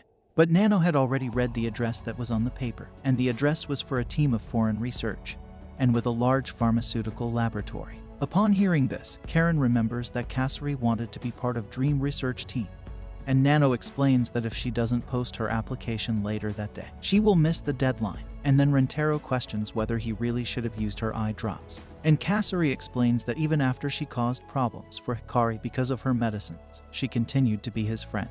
Because of that, Kasari considers her more important than the research team. She assures them that the medicine will take effect soon, and they must prepare to save Hikari. Rentaro listens to her and realizes that each one of them loves Hikari and is doing their best. He gets all serious about saving her. But when Rentaro opens his eyes, he sees a bunch of infrared lights and realizes that it is impossible for even Tom Cruise. After some careful observation, he realizes that the ceiling is clear. After all, they can't put sensors where the chandeliers are. And Rentaro says they can pass through there. But Karen asks him how they are going to get up there, and upon hearing this, he realizes that it will actually be very difficult to get there for him, as the corridors are very wide, and therefore it would be impossible to climb the walls. However, Nano explains that it would still be possible to climb the walls with two people having enough strength, and because Rentaro is the only man there, she says that this wouldn't work. But when looking to the side, she remembers the disproportionate strength that Karen has. So she ties them both in the hallway so they can reach the ceiling. And when they get past the sensors, Rentaro says that now they just need to cross the hallway, and on the way, he comments that her clothes are much smoother and softer. And in order not to reveal that he is in contact with her skin, Karen lies, saying that the fabric of her clothes is just like that. And he explains that he is not able to differentiate things, as he is only seeing the sensors, and then he decides to keep walking. But Karen blushes and mentally asks him to stop rubbing his cheek against her belly. Seriously, what is that face and movement? Finally, they manage to pass through the sensors without being caught. But Karen wonders why she was acting like that and thinks that it might be because she is in the house of the horny dog. Rentaro asks the other girls to hide outside, to be ready when they escape. And as they go a little further, they reach Hikari's room. When she opens the door, Karen finds her crying and looking at their photos. Then the alarm rings once again, and Rentaro understands that that door was equipped with an alarm to prevent Hikari from escaping. She asks why they are there, and Rentaro says that they came to rescue her. But looking back, he notices that they have been surrounded. Hikari's mother enters the room and asks what the two are doing there. Meanwhile, the girls stay outside and notice a sudden silence in the mansion. Then one of the security guards hears a noise and goes to check what's happening. They quickly hide and imitate a cat to avoid being discovered. As for Rentaro, he is taken to talk to Hikari's mother. She comments that this is the first time they have come face to face. She introduces herself as Hanazono Hihari and says that she will let them go just because they are friends of her daughter. However, she makes it clear that they will be restrained if they try to do anything suspicious. Then she asks if there is some special ability in his eyes, and Rentaro says no. Afterward, he decides to be more direct and asks Hihari to let him have a relationship with his daughter. He guarantees that he will keep her happy, but Hihari says he won't convince her with empty promises. She then explains a little about her life. She tells them that when Hikari was born she was only 13 years old, and she says that she had a daughter so early because her husband had a terminal illness. In that, she decided to get pregnant by him to have one last memory of her husband. And to do so, she had to risk artificial insemination and childbirth at 13 years of age. However, Hihari tells them that although she had a very reckless attitude, Hihari states that this is already a recurring thing in her family, as Hikari also goes blind when she is in love, believing that love is the only way to a happy life. However, her beloved died, and from that day on, she dedicated her life to taking care of Hikari. And because she loved her daughter very much, she became her only ray of hope. However, Hikari says that her daughter won't be able to replace the void her husband left. And then she started to question whether being a single mother was really the happy life she wanted for herself.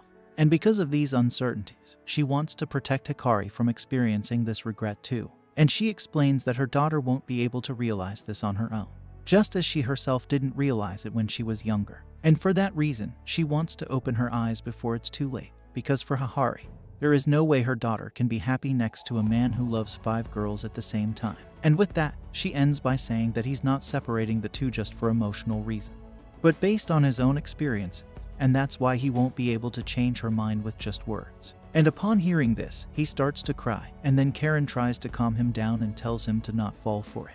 But Rentaro says that he understands her mother's side because, like Hikari, he also doesn't want to make Hikari regret anything. Then, his vision gradually becomes normal because he expelled the eye drops with his tears, and when his eyes are exposed, that shock of soulmates occurs again, but this time with Hihari. And for her, that was a historic event because the last time she felt those sparks of love was 16 years ago with her daughter's father. And at that time, the love was so intense that it left her completely blind. And she went through it, hating this feeling. But when faced with this same feeling once again, she ends up giving in and asks Rintaro to date her. We all know where this is going.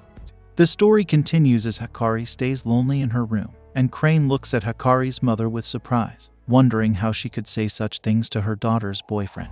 Looking at Rintaro, Crane notices that he is also in love. Crane calls him crazy, reminding Rintaro that the woman is his girlfriend's mother. Then, Hikari's mother claims it was just a joke, but Crane still finds it confusing. Crane decides to stick to her stance, saying that she won't approve of the relationship between Rintaro and her daughter. Rintaro insists he won't give up on Hikari, promising to make her happy. A lie detector appears, and Hikari's mother tells him to test his faithfulness with the machine. Depending on Rintaro's love rate for Hikari, she wants him to stay away from her daughter's life. Rintaro sees an opportunity to prove his feelings for Hikari are genuine, but asks Hikari's mother to prove the device is reliable first. She thinks Rintaro's objection is reasonable, and puts Crane to the test, as it wouldn't be fair to test someone from her team. To begin the test, Hikari's mother asks about Crane's bra size. Despite Crane feeling uncomfortable, she answers truthfully that her bra size is B. However, the machine wrongly claims it's a lie. Angered, Crane smashes the machine, and it corrects itself, confirming she was telling the truth. Hikari's mother continues the test, asking if Crane loves Rintaro. Crane screams, asking her to stop, but Hikari's mother insists it's a valid question since they are lovers. Rintaro explains that Crane is a tsundere, and despite her naughty look, he thinks it makes her cuter. The test goes on, and Crane initially lies about her feelings. Disappointed, she decides to be more open, confessing her love for Rintaro. The machine finally confirms the truth, and Rintaro expresses his happiness, confirming his love for Crane using the machine. Hikari says Rintaro has proven that the lie detector works. She insists that it's time for him to test his true feelings for Hikari. According to her, the trial will reveal Rintaro's real character. The anime then shows a summarized scene of what will happen next. As expected, the machine confirms countless times that Rintaro's feelings for Hikari are true. Upon hearing this, Hikari is in disbelief. She claims it's impossible for him to be faithful and love her daughter while also dating 5 others. At the same time, Rintaro asks Hikari if she believes in his love now. Hikari states that the detector is just a machine, so she doesn't trust it 100%.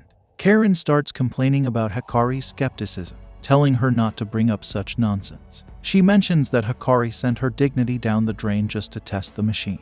Additionally, Kine breaks the fourth wall, saying that Hikari couldn't do that after spending so many minutes in the anime. Kine suggests skipping the end of the episode to make up for lost time. Rintaro advises against it, mentioning that the producers created a special ending for this episode with spoilers. One of the maids urgently informs Hikari that her daughter is about to throw herself out of the window. Karen grabs Hikari and warns everyone not to move, threatening to break Hikari's neck. Seeing this, Rintaro is scared and urges everyone to obey Karen, as she is capable of carrying out her threat. Karen instructs Rintaro to stop wasting time and go after Hikari so they can run away together. Rintaro asks what she's going to do, and Karen expresses confidence that Rintaro will come back to rescue her. She believes she can wait for him because she trusts Rintaro. Rintaro leaves the room, thanking Karen for her help. Hikari manages to slowly walk toward her daughter's room, despite Karen holding her. Karen is determined to stop Hikari at all costs, because if she can't prevent her from escaping, Rintaro and Hikari won't be able to share a moment together like during the bouquet festival. Karen tightens her grip on Hikari, emphasizing the strength of their friendship. Meanwhile, 2 guards watch Hikari from the window, observing the threat of her throwing herself. Rintaro finally arrives in Hikari's room, assuring her that everything is fine now because he's there to pick her up. Hikari finds it strange that he managed to get there, and Rintaro explains that Karen is holding her mother, making it impossible for anyone to stop them from escaping. Hikari expresses concern that even if they both escape, they will need to keep running away forever. She doesn't want to live a life that ruins Rintaro's life too, and considering these words, Rintaro contemplates their situation. Rintaro tells Hikari to stop the idea of throwing herself out of the window because it would ruin not only her life, but also his. He says he can't imagine living a life without her, and even if they have to live as fugitives, he'll be happy as long as she's with him. He reassures her of his love, expressing that he will always love her. In response, Hikari starts crying and confesses that she loves him too. She wishes to be with him forever. Rentaro instructs her to leave the balcony, but before she can move, fear overtakes her as the adrenaline drains from her body. Hikari becomes terrified of the height. To help her, Rentaro walks towards her to catch her. However, as she starts to fall, he catches her just in time to prevent anything worse from happening. Despite successfully catching her, he realizes that he won't be able to pull her back up due to her bad position near the window. Finally reaching her daughter's room, Hikari urges Rentaro to let go quickly to avoid both of them falling. However, Rentaro refuses and decides that they will fall together. He kicks the wall, changing the trajectory of their fall, and they land safely in a pool. Afterward, he hugs her and expresses relief that everything went well. Karen and Hikari go downstairs to check on things, and upon confirming that her friend is okay, Karen slaps Rentaro in the face. This is because she was very worried about his life.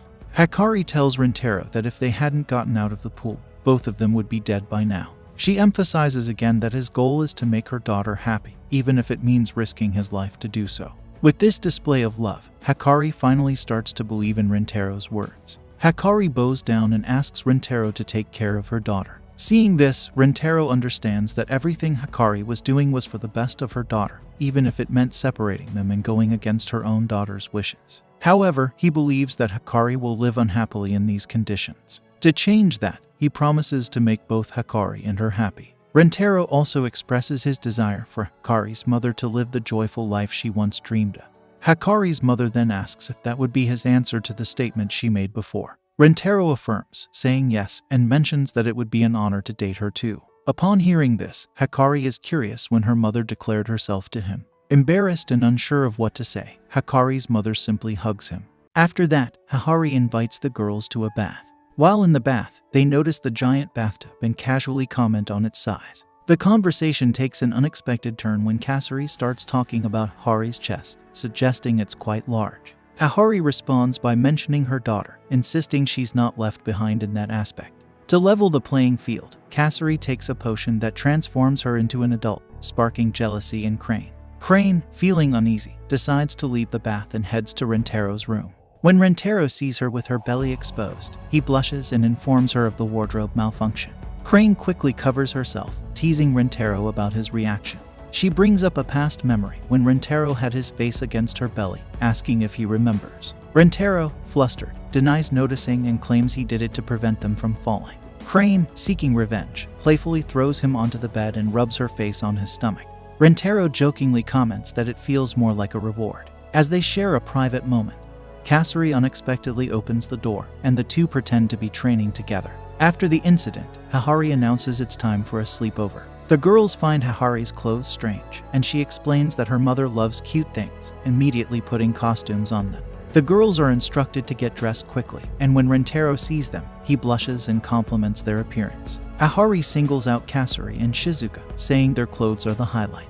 Rentaro and Hikari are taken aback, with Rentaro joking that they've made the universe blush. To add to his surprise, Kasari and Shizuka give him a joint kiss. Meanwhile, Hikari decides to go to the kitchen to drink water, and Rentaro offers to accompany her. On the way, she apologizes for her earlier excitement, and Rentaro understands that it was due to her suppressed feeling.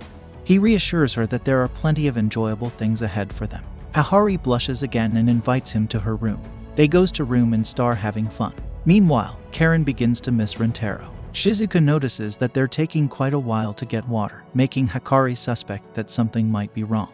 Even though they're talking about her mother, Karen feels it's getting to be too much. Hikari decides to check on them and rushes towards the two. When they enter the room, they find Rentaro dressed up in cosplay as a girl. This excites all the girls, and they thank Hikari for the idea of dressing him as a woman. On the other hand, Rentaro turns red with embarrassment and falls to the floor in shame. Seeing him like this, Hikari gets worried and lies down on his chest. Hikari assures them that she can bring him back to life, but will need Nano's help. After a 5-minute wait, Nano appears with a prince to awaken the sleeping beauty, in this case, Rentaro. However, Nano is dressed as a man, surprising and freaking out all the girls. Hikari explains that only a kiss from a prince can wake the princess from her sleep. Nano takes Rentaro in her arms and kisses him, and as expected, he wakes up. Hikari is all silly about witnessing the scene, and Hikari goes to her to control her, mentioning that she is drooling. Karen joins in, stating that she's also drooling over the scene. Finally, Rentaro gets angry, takes off his wig, and declares that he's going to take a bath. Later, a maid shows up with a rope. Hahari and her daughter decide to go to the bathroom, planning to spy on Rintaro while he takes a shower. However, Karen thinks it's a bad idea and advises against it. Kasari, on the other hand, is excited about the idea, admitting that she's never seen a boy naked before. Nano supports Kasari, saying it makes sense to observe her partner's body to prepare for what's to come. Everyone is eager to see Rintaro, and Karen decides to join in, although she clarifies that she's not interested in seeing his body. As they get close to the bathroom door, Shizuka enters and questions if they shouldn't be afraid of disappointing Rintaro.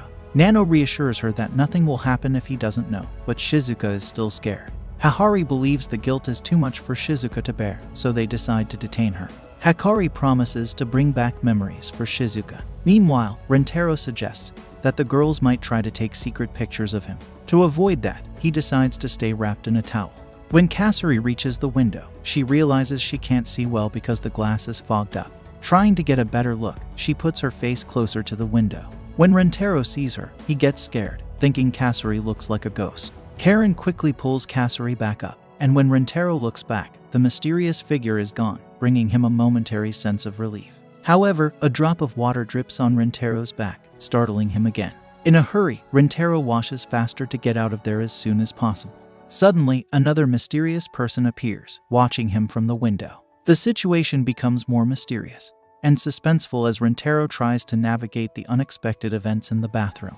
We then see Shizuka, who remains trapped and can't free herself. She worries that if she stays like this, the girls will embarrass Rintaro to the point where he'll feel guilty and ask for a punishment, like being dragged around the city as he lacks scruples. On the other side of the story, the girls give in to lust, burdening Rintaro with a heavy sense of guilt. They contemplate dragging themselves around the city as a form of self-condemnation.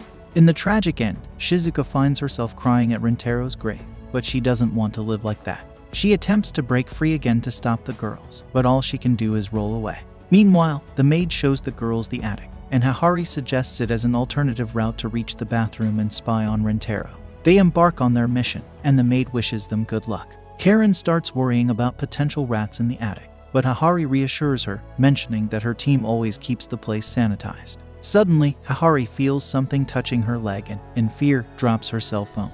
Hikari also feels something and starts screaming. Amidst the despair, it turns out to be the family cat, and Nano tries to divert her focus from the mouse by recalling the numbers in Pi's formula.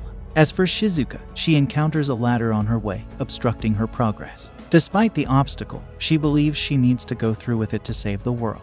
She starts counting to 3, but as she finishes, she feels her heart beating fast with fear. She realizes she still needs to mentally prepare herself for the challenging task ahead. Suddenly, the family dog barks. Shizuka gets scared and rushes down the stairs. In the process, she manages to free herself from her clothes. Shizuka rolls away to the bathroom where Rintaro is taking a shower. Already frightened, Rintaro is startled by her sudden arrival. However, he quickly realizes that the girl is Shizuka and not a ghost. Concerned, Rintaro asks if she is okay, but in his carelessness, the towel on his body falls off, exposing himself. Seeing this, Shizuka falls back, and Rintaro catches her to help. Suddenly, the other girls appear in the bathroom, claiming they were just playing hide and seek there. Karen insists they weren't trying to spy on him. However, the other girls are outraged by such a ridiculous excuse. Rintaro, although somewhat understanding, scolds them to prevent any similar incidents, emphasizing the potential for harm. After the scolding, they decide to play cards together. During the game, Hahari accidentally touches Rintaro and apologizes. However, Karen notices Hahari's attempt to create a romantic comedy atmosphere and tells her to stop. Nano suggests that playing cards is what they should be doing. Suddenly, Hahari remembers something she needs to do and leaves the place. Rintaro senses that something is wrong, but when he tries to follow her, he ends up getting lost in the mansion. Guided by his sense of smell, he decides to follow it. Entering a room, he finds Hahari sitting and praying to a photo of a boy. Initially, Rintaro decides not to bother her, but then he recalls how dejected she had become and decides to help her in any way he can. Rintaro approaches Hahari and asks about the boy in the photo. Hahari reveals that he is her daughter's father and the last man she loved. Rintaro wonders why, given that many men must have approached her, she chose to remain alone. Hahari hesitates to talk about it, but Rintaro insists, expressing his desire to help as her boyfriend. Finally, Hahari confesses that she hasn't fully overcome the death of her old boyfriend, feeling she has no right to love another man. Despite falling in love with Rintaro, she sees it as wrong. Rentaro reassures her, saying she doesn't need to forget her old romance. He believes it's possible to love more than one person at the same time, assuring her that the love she has for him is genuine. Rentaro suggests pouring out all the love in her heart to make it real, promising to let her know if his love ever stops being real. Hahari, moved, hugs him, confessing her love, and asks for a kiss. Before the kiss, Hahari recalls her old boyfriend's advice to save her first kiss for someone special who promises never to leave her alone. She apologizes for being direct, but Rentaro pulls her away and kisses her. Later that night, Hikari leaves her spot on the bed to sleep with Rentaro. Karen notices Hikari's attempt to outsmart the others and questions her. Hikari reveals she just wants to sleep next to him, expressing her fear of never being with him again. Rentaro kisses her to comfort her, assuring that won't happen. As they sleep, Hikari requests to sleep hugging each other. In the middle of the night, Rentaro wakes up with Hikari and Karen dreaming that they are kissing him, only to realize they are kissing each other. Rentaro decides to go to the bathroom, encountering Hikari's father watching the sky through the window. He greets him and questions why he took his wife and daughter. Rentaro calls him father-in-law and asserts that he has something to say. Despite initial anger, Hikari's father realizes Rentaro isn't afraid and listens to what he has to say. Rentaro shares with Hikari's father that he's only afraid of ghosts, expressing his belief that as Hikari's father, he must be a good-hearted person. Hikari's father, however, complains about Rentaro's courage, considering charging him to make them both happy. In response, Rentaro assures him that he will make them happy at any cost, emphasizing his dedication.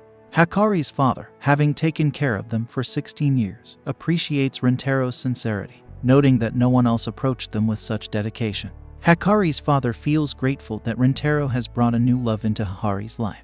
He explains that his intention was always to make the people he loves happy. Rentaro asks him to trust Hikari, and Hikari in his hands, and Hikari's father readily accepts. Rentaro expresses his gratitude for bringing Hikari into the world and making her happy long before Rentaro himself was born. As Hikari's father begins to shine, he explains that his trust in Rentaro has lessened his regrets for abandoning them. However, as he starts to move to the other world, Rentaro tries to pull him back, reminding him of their promise to take care of them together. The next day, Rentaro wakes up, questioning if it was all just a dream. The enchanting fairy tale night has come to an end. Rentaro gathers the other girls to leave, and Hikari invites them to visit whenever they want. As they leave the mansion, they temporarily go their separate ways. However, Hikari buys Rentaro's school just to be closer to him. When Rentaro goes to the mansion, the maid informs him that Hikari is at school, leaving him intrigued. Rentaro rushes to school during lunch break to clear up the confusion. As he runs back, a glimpse of his upcoming girlfriends is shown. Upon his arrival, everyone is waiting, and they share a joyful reunion, hugging each other. With this heartwarming conclusion, Season 1 ends. The story begins with Hikari sharing her wisdom, getting philosophical about how relationships tend to lose their spark after 3 months. She then points out the obvious. More than 3 months have passed since the last episode in 2023, and now it's 2025. The girls are not happy about this. Shizuka complains that she hasn't even had a proper conversation with Rentaro, while Hikari grumbles that she only got 2 episodes to date him. The other girls agree that Rentaro has been slacking. Hikari announces that she has a brilliant idea. Right on cue, Kusuri barges into the room with a mysterious potion. She proudly declares that it's a special medicine designed to make Rentaro love them all. Just like before. Kusuri starts mixing her concoction, but as expected, chaos follows. A massive explosion shakes the room. Rentaro, hearing the boom, rushes to the scene like a firefighter running into a burning building. He doesn't even look surprised. Instead, he sighs and points out that the season just started and they're already causing trouble. What he walks into is absolute madness. Everyone's souls have been swapped. Kahari and Hahari, realizing the gravity of the situation, try to stop the 100 Girlfriends theme music from playing in the background, shouting that it's no time for celebration. Rentaro, still trying to figure out what's going on, asks for an explanation. The girls tell him that Kusuri's experiment backfired and now all their souls are mixed up. Naturally, this leads to bickering and utter chaos. Rentaro takes charge, telling everyone to calm down and explain who's in whose body. Naturally, chaos breaks out. Kusuri, now in Hikari's body, is jumping around like a kid who just discovered sugar, gushing over her new figure. Then, without shame, she announces she needs to use the bathroom. Nano, now in Kusuri's body, panics and drags her away before things get any more embarrassing. Hikari, now stuck in Nano's body, struggles to walk straight. She ends up clinging to Rentaru for support. Rentaru doesn't even hesitate. He immediately recognizes her. Hikari is amazed and starts wondering if Rentaru has some secret soulmate radar. Meanwhile, Karain, now in Hikari's body, is over the moon about how tall and stacked she feels. She can't stop groping herself and marveling at the big bag's upgrade until Rentaru glances her way. She yells, "Stop staring, pervert!" which, of course, completely gives her away. Shizuka, now in Karain's body, stays quiet, making her the easiest to identify. Nano in Shizuka's body is her usual quirky self, so it's not exactly hard for Rentaru to figure that one out either. Despite the madness, Rentaru pieces everything together like a pro detective, correctly identifying everyone. The girls are impressed, but still stuck in the wrong bodies. Hikari, now in Kusuri's body, announces the solution. Rentaru has to kiss each of them to swap their souls back. The girls light up like it's Christmas morning, eagerly lining up to kiss Rentaru. Rentaru, looking like he's about to run a marathon, reluctantly agrees. One by one, the girls kiss him. Hikari goes first, followed by the rest. With every kiss, their souls return to their rightful bodies. Rentaru, on the other hand, looks like he just ran out of battery by the end of it. The girls, back to normal, are thrilled and act like they didn't just drain the life out of him. Just as things settle down, a new girl enters the picture.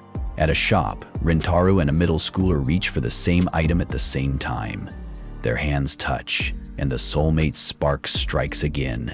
Rentaru instantly realizes she's his 7th soulmate. The girl, annoyed, snaps at him for being weird. She accuses him of having a problem with junior high students. Rentaru, trying to keep the peace, apologizes, but she storms off to a park. Not one to give up, Rentaru follows her and offers her a piece of toast. The girl looks at him like he's offering poison, refusing to take it, but her growling stomach betrays her and she reluctantly accepts. While eating, she insists she's not impressed, even as she scarfs it down like it's the best thing she's ever had. She finally admits she was cranky because she was starving and apologizes for snapping at him earlier. Later, the girl, Kurumi Nana, is seen obsessing over a specific sandwich that everyone in her class has been talking about. She searches the cafeteria for it, but it's sold out. Rentaru shows up just as she's about to blow a gasket. She snaps at him again, but Rentaru just shrugs and mentions that he loves sandwiches because they're fun to eat. This only makes her more annoyed, and she storms off, muttering about how everything always goes wrong for her. By the end of the day, Rentaru surprises her with the very sandwich she's been craving. She hesitates but eventually takes it. After a bite, she's blown away by how good it is. When she asks how he made it, Rentaru explains, even showing her the burn on his hand from cooking it. Kurumi, feeling guilty, softens and asks why he's being so nice. Rentaru explains that watching her enjoy food makes him happy, adding that she doesn't just eat to survive, she truly loves it. Kurumi blushes and shyly admits food tastes better when she's with him. Gathering her courage, she asks Rentaru to be her boyfriend so they can eat together every day. Rentaru, completely touched, agrees. Later, Rentaru introduces Kurumi to the rest of his girlfriends. The girls tease him, with Karain joking about how his taste in girlfriends gets more unique by the day. Rentaru fires back by calling Kurumi his hungry girl. Kurumi, not one to back down, boldly declares that she's only interested in Rentaru, shocking everyone. Nano, always the peacemaker, warmly welcomes Kurumi into the group. The episode wraps up with Rentaru showing the group a poster for a food festival with a big prize. Kurumi, fired up, claims she'll win it on her own, but the group convinces her to join them instead. Together, they prepare for the festival, ready to take on whatever comes their way. Next day, at the Food Fight Festival, the chaos is already in full swing. The rules are simple: 10 players per team, 5 rounds, and anyone can sub in or out. The team with the most points wins. Easy enough, right? Well, Nako, the overly dramatic anchor, was showing off like she was the main character, which annoyed Karain to no end. Meanwhile, Rentaru joined the festival to help the team bond, especially Kurumi, who barely spoke to anyone. The first round was a rice-eating challenge. The rules were clear: more rice means more points, but side dishes didn't count. Nano reminded everyone that eating side dishes was pointless, and the team thought they had this round in the bag. Then, Kurumi declared she could handle it all by herself. This didn't sit well with Karane, who yelled that they were a team and needed to act like one. Rentaro stepped in to calm her down before things got messy. The round started, and Rentaro got straight to eating rice, but Kurumi couldn't resist the side dishes. Rentaro, being Rentaro, brought her some and suggested she enjoy both. That was all Kurumi needed to activate her turbo mode. She started devouring food like a black hole. The other teams were shocked, calling them stupid for eating side dishes. This set Rentaro off, and he challenged whoever said it to step up. Hikari tried to calm him, but you could tell she was enjoying the drama. Karain had to pull them apart before it got ugly. Meanwhile, Kurumi's eating frenzy inspired the rest of the team to grab side dishes too. Rentaro kept eating rice like a machine, and bowls just kept coming. Karain was stunned, asking how he could eat so much. Hikari and Nano told him to slow down, but Rentaro smiled and said the food tasted different every time, making all the girls swoon. By the end of the round, the Taro family placed third. Karain was furious, but everyone praised Kurumi for her insane eating skills.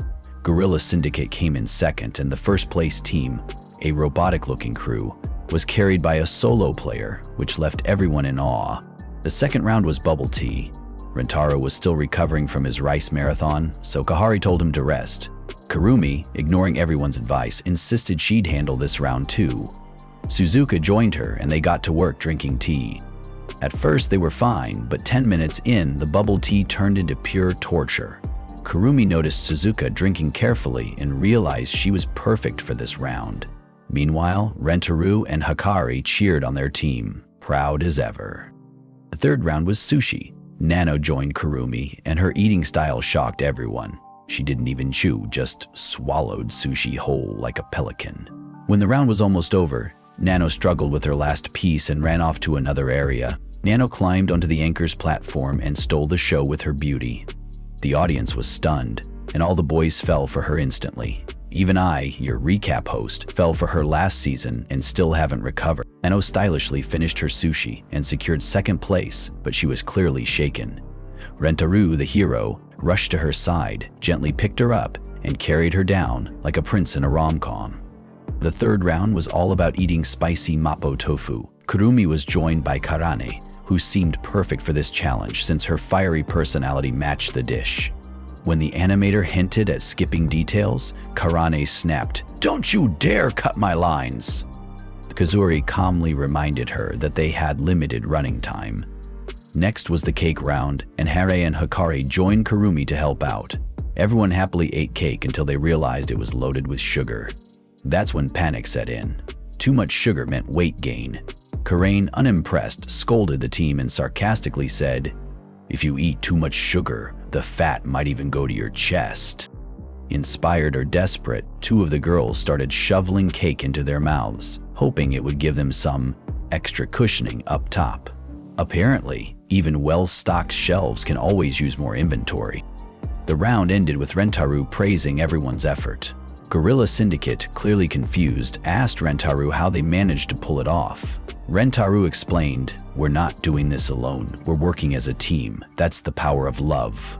Kurumi just stared at him, wondering what kind of romantic comedy he thought he was living in.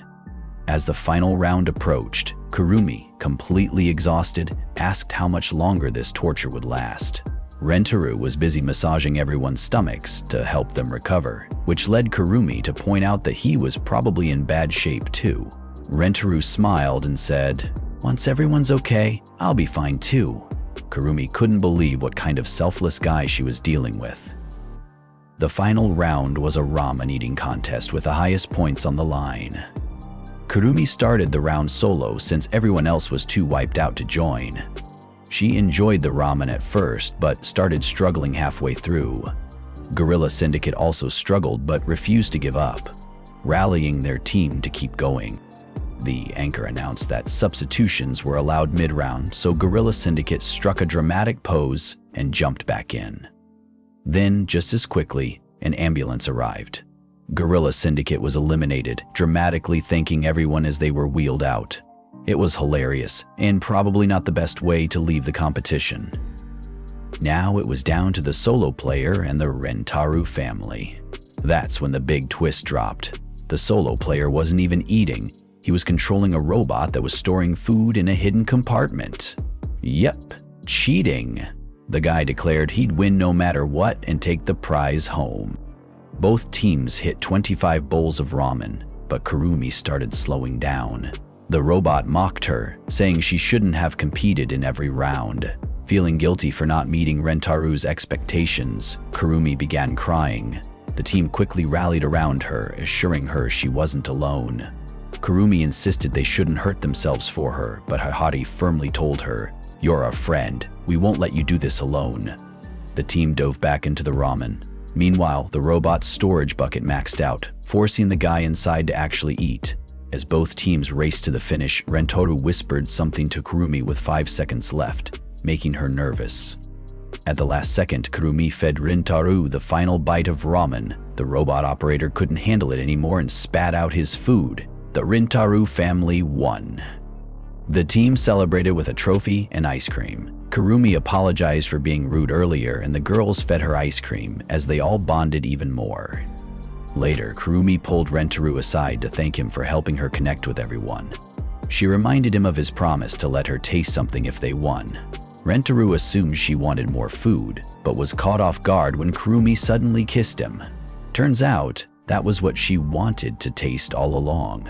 The next day, Hikari opened up about her childhood. She explained how her mom, Harari, had always been classy and kind, raising her with care and earning her respect.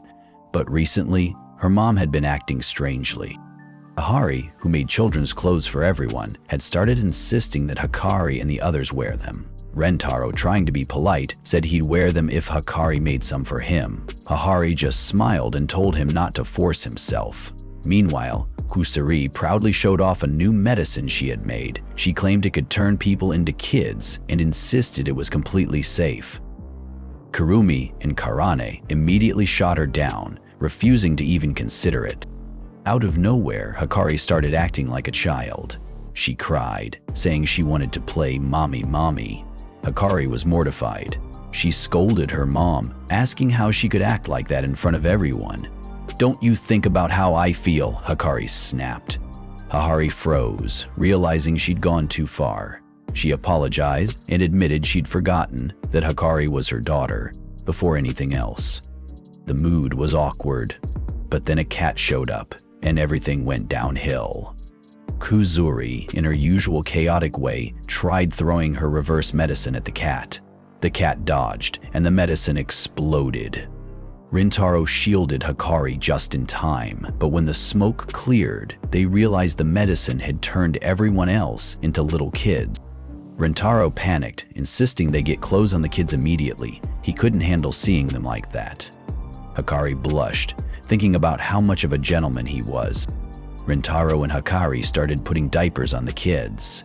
As they worked, Hikari couldn't help but feel like they were a married couple, taking care of their own children.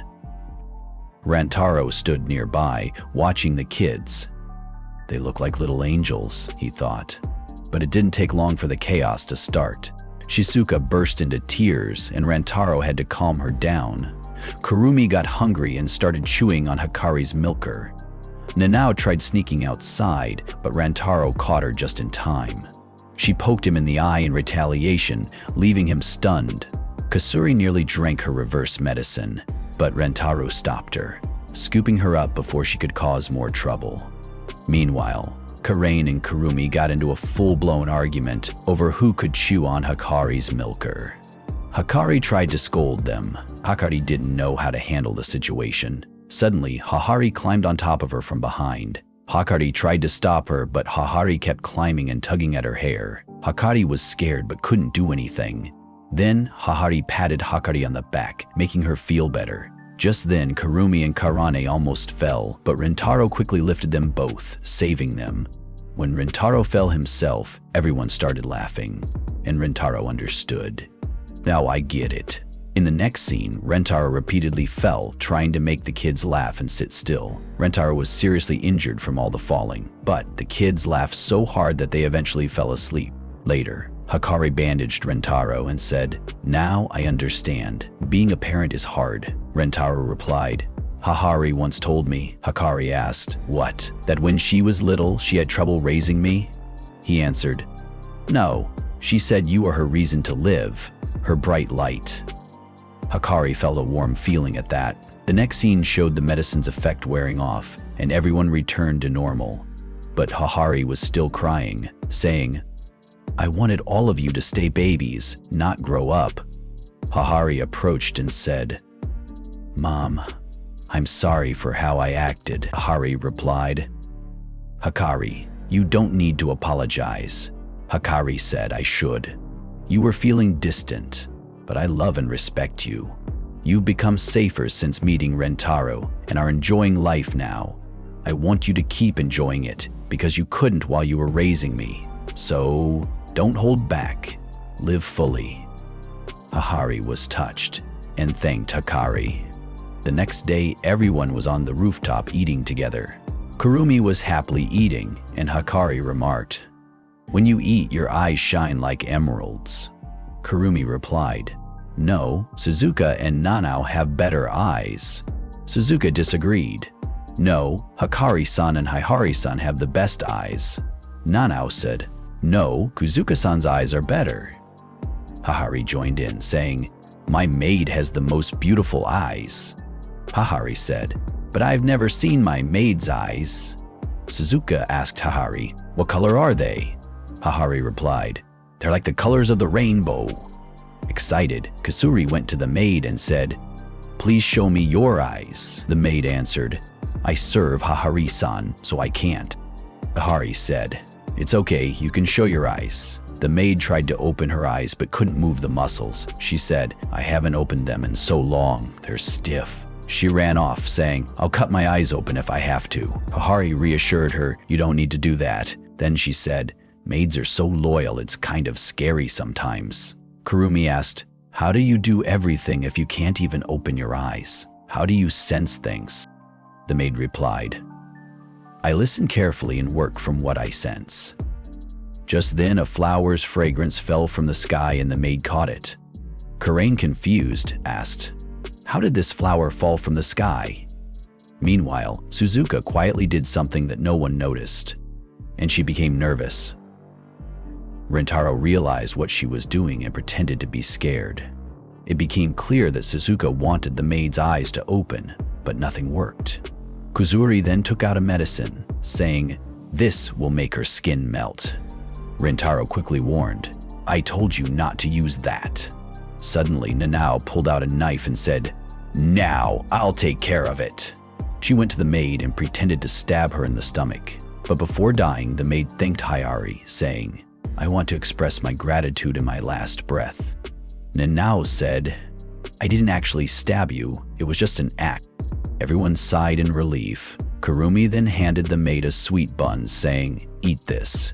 The maid replied, "I can't eat this," but Hahari nodded and allowed her.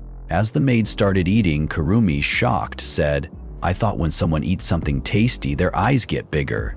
Karain replied, "No, it only happens to you." Rantaro then says, "I heard that when someone is happy, their eyes open." Hikari, curious, asks, "Maid, how do you get happy?" The maid replies, "When Hikari is happy, her happiness becomes my happiness." Hikari asks, "And you, Mom, how do you get happy?" Hikari says, "After being looked for by everyone, I feel happy." Hearing this, Hikari insists that her mom get cozy with Karane. The Karane refuses, but Hikari keeps pushing. After a while, Karain starts to warm up to Hikari's mom, but then Hikari pushes her away, saying, "I was just kidding. You were really getting cozy with my mom." Thought says, "She didn't open her eyes, even after scaring her, making her happy, feeding her, and even after experiencing sadness. I need to do something so she can see her eyes." He gets an idea and says, "I heard that if someone laughs, their eyes open." Karain responds, "But she's already laughing."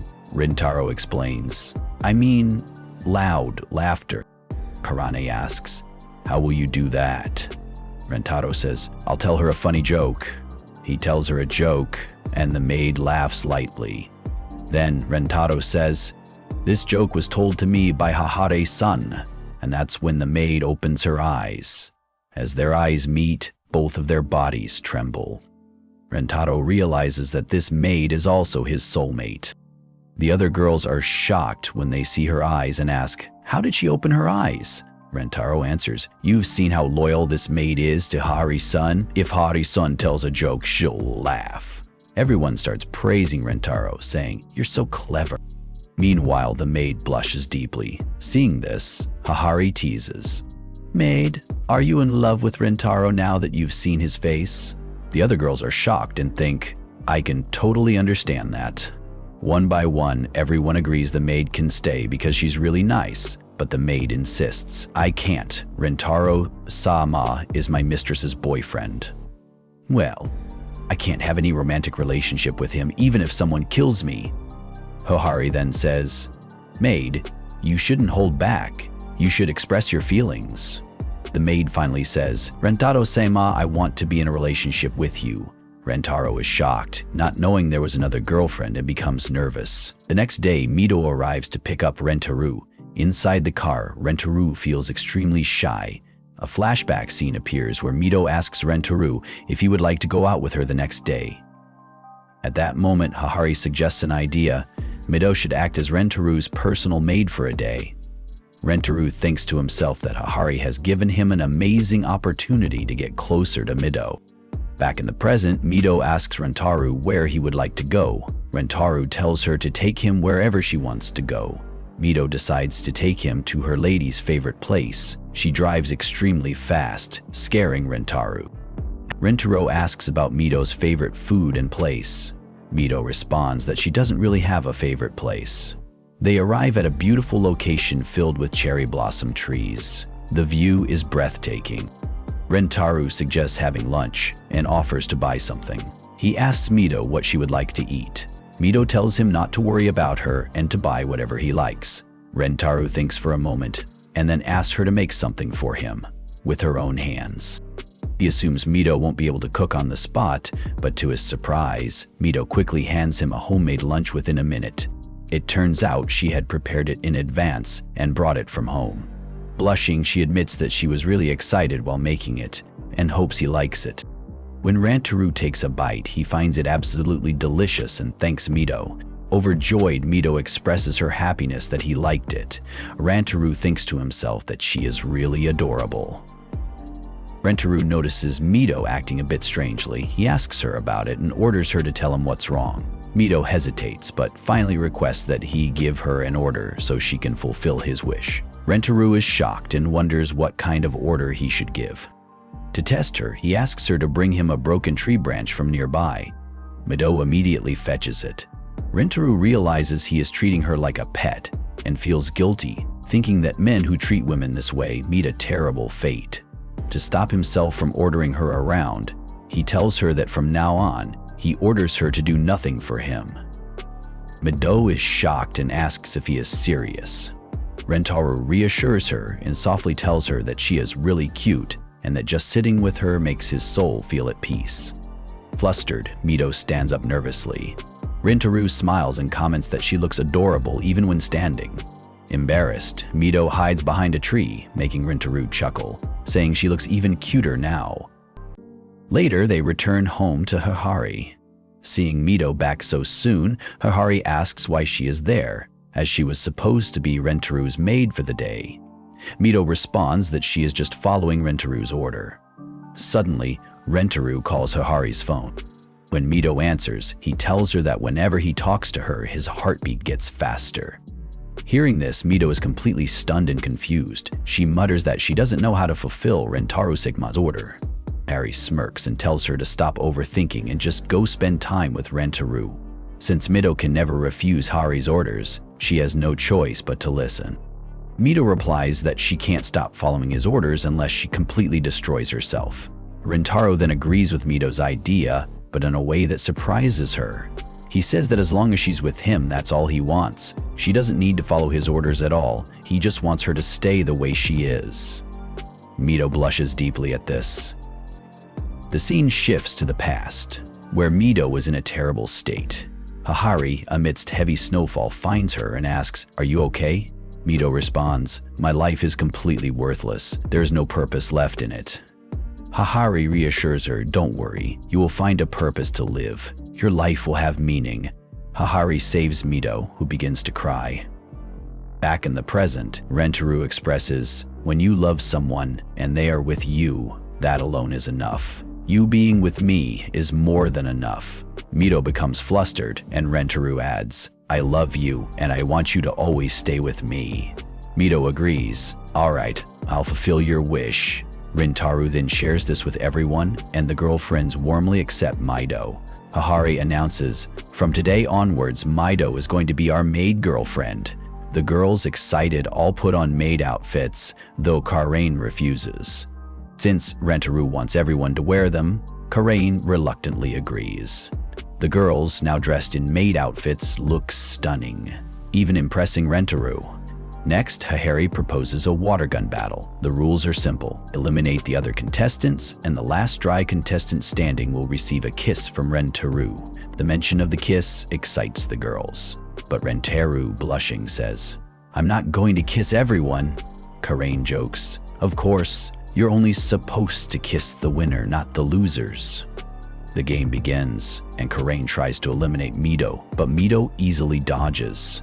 Mito attempts to eliminate Karain, but Karain escapes due to her hair. It's an exciting exchange, with Hahari praising Karain's skill. Then, Kusuri enters, soaking Karain and eliminating her. Kusuri celebrates her success, only for Nano to eliminate her next. Hahari, amused, takes a picture of the drenched Kusuri and Karain. Suddenly, Kurumi tries to attack Hahari, but Hahari dodges and soaks her, eliminating her. Nano then tries to eliminate Hahari, but Mito jumps in to protect her. This leads to a heated showdown between Nano and Mito, which is interrupted when Nano gets distracted by Suzuka. Suzuka, nervous, fires shots randomly, missing Nano completely. However, when Nano walks under some stray water droplets from Suzuka's random shots, she gets drenched, eliminating her. The same droplets fall on Suzuka, eliminating her as well. Now, only 3 remain: Mito, Hahari, and one other. Mito and Hahari point their water guns at each other. Hahari says, "Mother, step aside so I can take my shot. I've been waiting silently this whole time to see my enemies get eliminated." Hahari plans to force Mito to surrender by holding her at gunpoint. Mito is about to shoot herself, but Hahari stops her, saying, "A mistress who troubles her maid is no mistress at all." Then, Hahari shoots herself, shocking Mito. A gunshot rings out, and the others are left in suspense. Mito stands victorious, holding the gun while Hahari is drenched. Mito, emotional, asks, "Ma'am, why did you sacrifice yourself for me?" They get close, surprising everyone. The others are left confused, wondering what's happening between them. Rentaro then declares, "To be honest, you are all winners. You all played an amazing game." The girls are impressed, but it's clear Mito is technically the winner. In the end, Rentaro and Mito share a kiss. Rentaro, however, gets drenched himself, causing Hahari to scream. The love god, clearly annoyed, yells, "Are you guys crazy? Who screams this loud?" The next day, all the girls feel troubled due to the food festival and other events, which have caused them to gain weight. They are visibly distressed, but Rentaro reassures them, saying that it doesn't matter to him because they all still look incredibly cute. Later, Rentaro heads home when he spots a girl. She turns out to be a member of the baseball team who is looking to recruit more members, but no other girls are willing to join her team. Just then, Rentaro and the girl make eye contact, and a soulmate spark runs through them, revealing that she is going to be his 9th girlfriend. Flustered upon seeing Rentaro, the girl asks if he would like to join her team. Rentaro hesitates, pointing out that he is a guy. Hearing this, the girl apologizes and introduces herself as Sato Iku, a first-year student on the baseball team. Rentaro introduces himself as well and apologizes for wasting her time, but Sato reassures him that she wasn't doing much anyway. She then explains that if her team loses this time, the girls' baseball club will be shut down. However, they don't even have enough players at the moment. Rentaro, knowing that a baseball team requires 9 players, asks how many more she needs. Sato replies that she still needs 8 more players. Rentaro is shocked, realizing that she is the only member left on the team. Sato explains that they originally had a full team, but all the other players moved to America to play baseball, leaving her alone. Despite this, she refuses to give up. Rentaro is amazed by her dedication. She reveals that she arrives at school 4 hours early every morning just to practice. Rentaro asks if her hands don't hurt from practicing so much. Sato replies that the pain from hard work makes it all the more enjoyable because it proves she is getting stronger. She then begins training with great intensity, making odd sounds while practicing. Rentaro scolds her, telling her that she doesn't need to make noises like that. Suddenly, Sato collapses from exhaustion. Rentaro tells her not to push herself so hard, but Sato insists that she won't stop until her body completely gives out. Rentaro, shocked, asks what she is doing to herself. Feeling inspired by her determination, Rentaro asks if there's anything he can do to help. Overjoyed, Sato asks him to keep punching her in the stomach until she can no longer feel pain. Rentaro immediately realizes that this is exactly why no one wants to join her team. Later, Rentaro and Sato start practicing together. Rentaro hits the ball while Sato practices catching it. They continue training until sunset, after which Rentaro's legs begin hurting. Seeing this, Sato gently massages his legs, but Rentaro tells her that she doesn't have to. Sato replies that it is the least she can do after all his help. Sato then expresses how much she loves baseball, which makes Rentaro think about how deeply she enjoys the sport. He then asks if he can help her again tomorrow. This makes Sato incredibly happy. The next day, Sato eagerly waits for her classes to end so she can go practice again. She even thinks about Rentaro and hopes to train with him once more. She then realizes that she might be falling in love with him. However, when she goes to meet Rentaro, she sees him with one of his other girlfriends, AI, who is holding his hand. Shocked, Sato freezes. Later that evening, Rentaro arrives for practice, and Sato tells him that she wants to say something.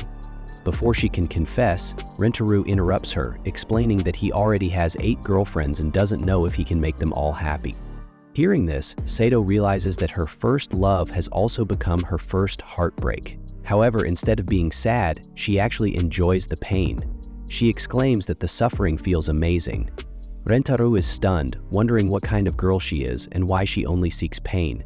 Sato continues to express how painful yet exhilarating the heartbreak is. Rentaro, overwhelmed by her reaction, even coughs up blood from shock. Sato, seeing this, freaks out. A flashback then reveals that Rentaro had already noticed Sato watching him earlier. He initially thought it would be a problem, but then realized she was enjoying the pain of seeing him with another girl. Finally, Rentaro tells her that he knows she was aware of his other girlfriends, but still wanted to confess, just to experience rejection and the pain that came with it. Embarrassed, Sato begs him not to say it out loud. However, Rentaro reassures her, promising that he will always be there for her and make her happy. Sato hesitates, reminding him that he already has 8 girlfriends. Rentaro insists that even so, he will keep her happy until the day he dies, and will never let her be sad.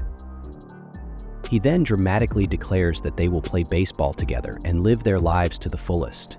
Moved by his words, Sato finally agrees and becomes his 9th girlfriend. Rentaro then remarks that the whole situation feels like a sports anime. Rentaro shared everything with his other girlfriends, introducing Sato to them and asking them to welcome her. Sato introduced herself, and although a little jealousy was inevitable, no one outright rejected her. At this rate, it felt like the entire rooftop would soon be filled with his girlfriends. Rentaro then mentioned that Sato had a particular fondness for pens. In response, Sato admitted that she had seen all of them before and always felt she could never compete with them. The other girls found her humility endearing and quickly warmed up to her. Soon, they were all engaged in conversation, asking Sato about her hobbies, favorite colors, and food preferences. At that moment, Rentaro brought up the real reason he had gathered them. He explained that Sato's baseball club was at risk of being shut down, and he wanted them all to help save it. Kurain was the first to refuse, as expected. Hahari too hesitated, explaining that most clubs had already shut down, and that if she used her influence, it might harm the school's reputation. Rentaro quickly reassured her that there was no need to go that far, but he realized they needed another plan. That's when Hikari had an idea. She asked Rentaro if he would be involved as well. Rentaro confirmed that he would be there to support them. This was the perfect opportunity for the girls to get some exercise while playing sports, and perhaps even shed a little weight. With that in mind, they all agreed to help Sato, much to her delight. However, Kurain and Hikari soon pointed out a problem. Mido, Hahari, and Kurumi couldn't participate since they weren't high school students. The three were shocked and disappointed, complaining that they wouldn't even be able to lose weight now. Meanwhile, Rentaro was relieved that they at least had 6 members for the team. Kurane then reminded everyone that baseball was a team sport, which only strengthened Rentaro's resolve. He declared with determination that through the power of love, he would turn them into a real team. And so, practice began. Their first drill was catching practice. Kurain showed great skill, but Hahari's weak throws made it seem as though she had no energy at all. Most of the others weren't much better, tossing the ball randomly without control. Kurumi, on the other hand, had an unusual problem. She kept treating the baseball like candy, a habit she had developed from eating ball-shaped sweets as a child. At one point, she even attempted to bite the ball.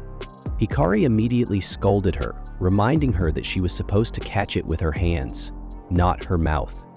After catching practice, they moved on to learning how to properly hold a bat and swing. The way some of them gripped the bat even resembled a reference to Zoro's sword stance from One Piece. While a few managed to swing correctly, most struggled. Their training continued late into the night, leaving everyone exhausted. As they prepared to head home, Rentaro asked Sato if she was leaving as well. Sato, however, chose to stay behind for additional practice. The next day, when everyone arrived at school, they were sore from the intense training. However, they were shocked to find Sato still practicing ice manjushi. She hadn't stopped since the previous night. Her vision blurred from exhaustion, and before anyone could intervene, she collapsed, smiling through the pain and exclaiming how much she loved it. She was taken to the nurse's office, where the others watched over her, agreeing that she was pushing herself too hard. No one should train to the point of complete physical exhaustion. Later, during class, the girls returned to their classroom while Sato rested in the infirmary. When she finally woke up and attempted to get out of bed, she was startled to find Hahari hiding underneath it. No one could quite explain why she was even there. Just then, Rentaro arrived and urged Sato to rest, pointing out that she was clearly exhausted. Sato, however, refused, insisting that she had to keep practicing. The team was depending on her, and if she could master hitting home runs, she was confident they would win the game. Rentaro understood her determination, but reminded her that they were still in class and that she couldn't practice at the moment. Sato smirked, teasingly questioning why he was in the infirmary instead of class himself. Without hesitation, Rentaro admitted that he had come under the excuse of going to the restroom. Sato laughed, grateful for his concern. That evening, after another intense practice session, Sato once again announced that she would stay behind to train longer. But before she could begin, the other girls arrived, expressing their desire to continue practicing as well. Both Sato and Rentaro were taken aback. The girls explained that after seeing how hard she worked, they couldn't just treat this like a game anymore. They were a team, and if Sato was giving it her all, then they would too. Kasuri also chimed in, vowing to train hard and help them win. Overwhelmed with joy, Sato beamed at their support, while Rentaro found himself getting emotional. And with that, they were all ready to become great baseball players. That's it for this episode. Thanks for watching. The team had been practicing hard for more than 2 weeks, and now their big match was finally about to begin. Just as they were about to step onto the field, the girls noticed that 3 of their teammates were missing. Rentaro quickly explained that he had arranged for 3 substitute players to help them, but right at that moment, everyone received a message. Those 3 girls had all fallen sick at the same time and wouldn't be able to play. Rentaro's heart sank as he realized the situation. He wasn't sure what they were supposed to do now. Meanwhile, the opposing team was being introduced, but no one paid much attention to their coach, an elderly woman standing quietly in the background. With hesitation, Rentaro approached the officials and explained their situation. He nervously asked if they could still play despite being short on players. The whole team waited anxiously, worried they might be forced to forfeit. To their relief, the officials gave them permission, and the match officially began. As the game started, Sutu took on the role of the bowler, and every ball she threw, either the opponent missed. The opposing team started to feel uneasy as they remembered an incident from middle school involving Sutu that had caused trouble before. Instead of letting it distract them, they decided to use it to their advantage. The first innings ended in disaster for the opponent. Now it was their turn to bat. The opposing team kept their players nameless, referring to their goalkeeper as number 1 and their bowler as number 2. When number 2 prepared to bowl, her incredible speed stunned everyone. Karain, the first batter, swung her bat, but the ball was so fast that it knocked the bat out of her hands. Before she could react, the umpire called the first strike. Number 1 smirked at Karain, making it clear that she was confident in their victory. She hinted that Karain had no idea who she was up against, and that number 2 was a dangerous bowler. Sutu was up next. Number 1's expression shifted to excitement. She saw this as a chance to embarrass the other team even more. As number 2 bowled again, Sutu let the first 2 balls go by without swinging. Her teammates, including Rentaru, watched in confusion, wondering what she was planning. Number 1 leaned over and whispered something to number 2, signaling her next move. This time, the ball came at an unbelievable speed. Suto swung her bat with all her strength, but the moment it made contact, her bat snapped in half. She was out, and worse, she injured her hand from the impact. Number 1 grinned as she watched Sutu clutching her wrist in pain. She was convinced that Sutu wouldn't be able to play properly anymore. The opposing team started celebrating, believing that victory was already in their hands. Meanwhile, Rentaro's team rushed to check on Sutu, their spirits sinking as they realized how badly things were going.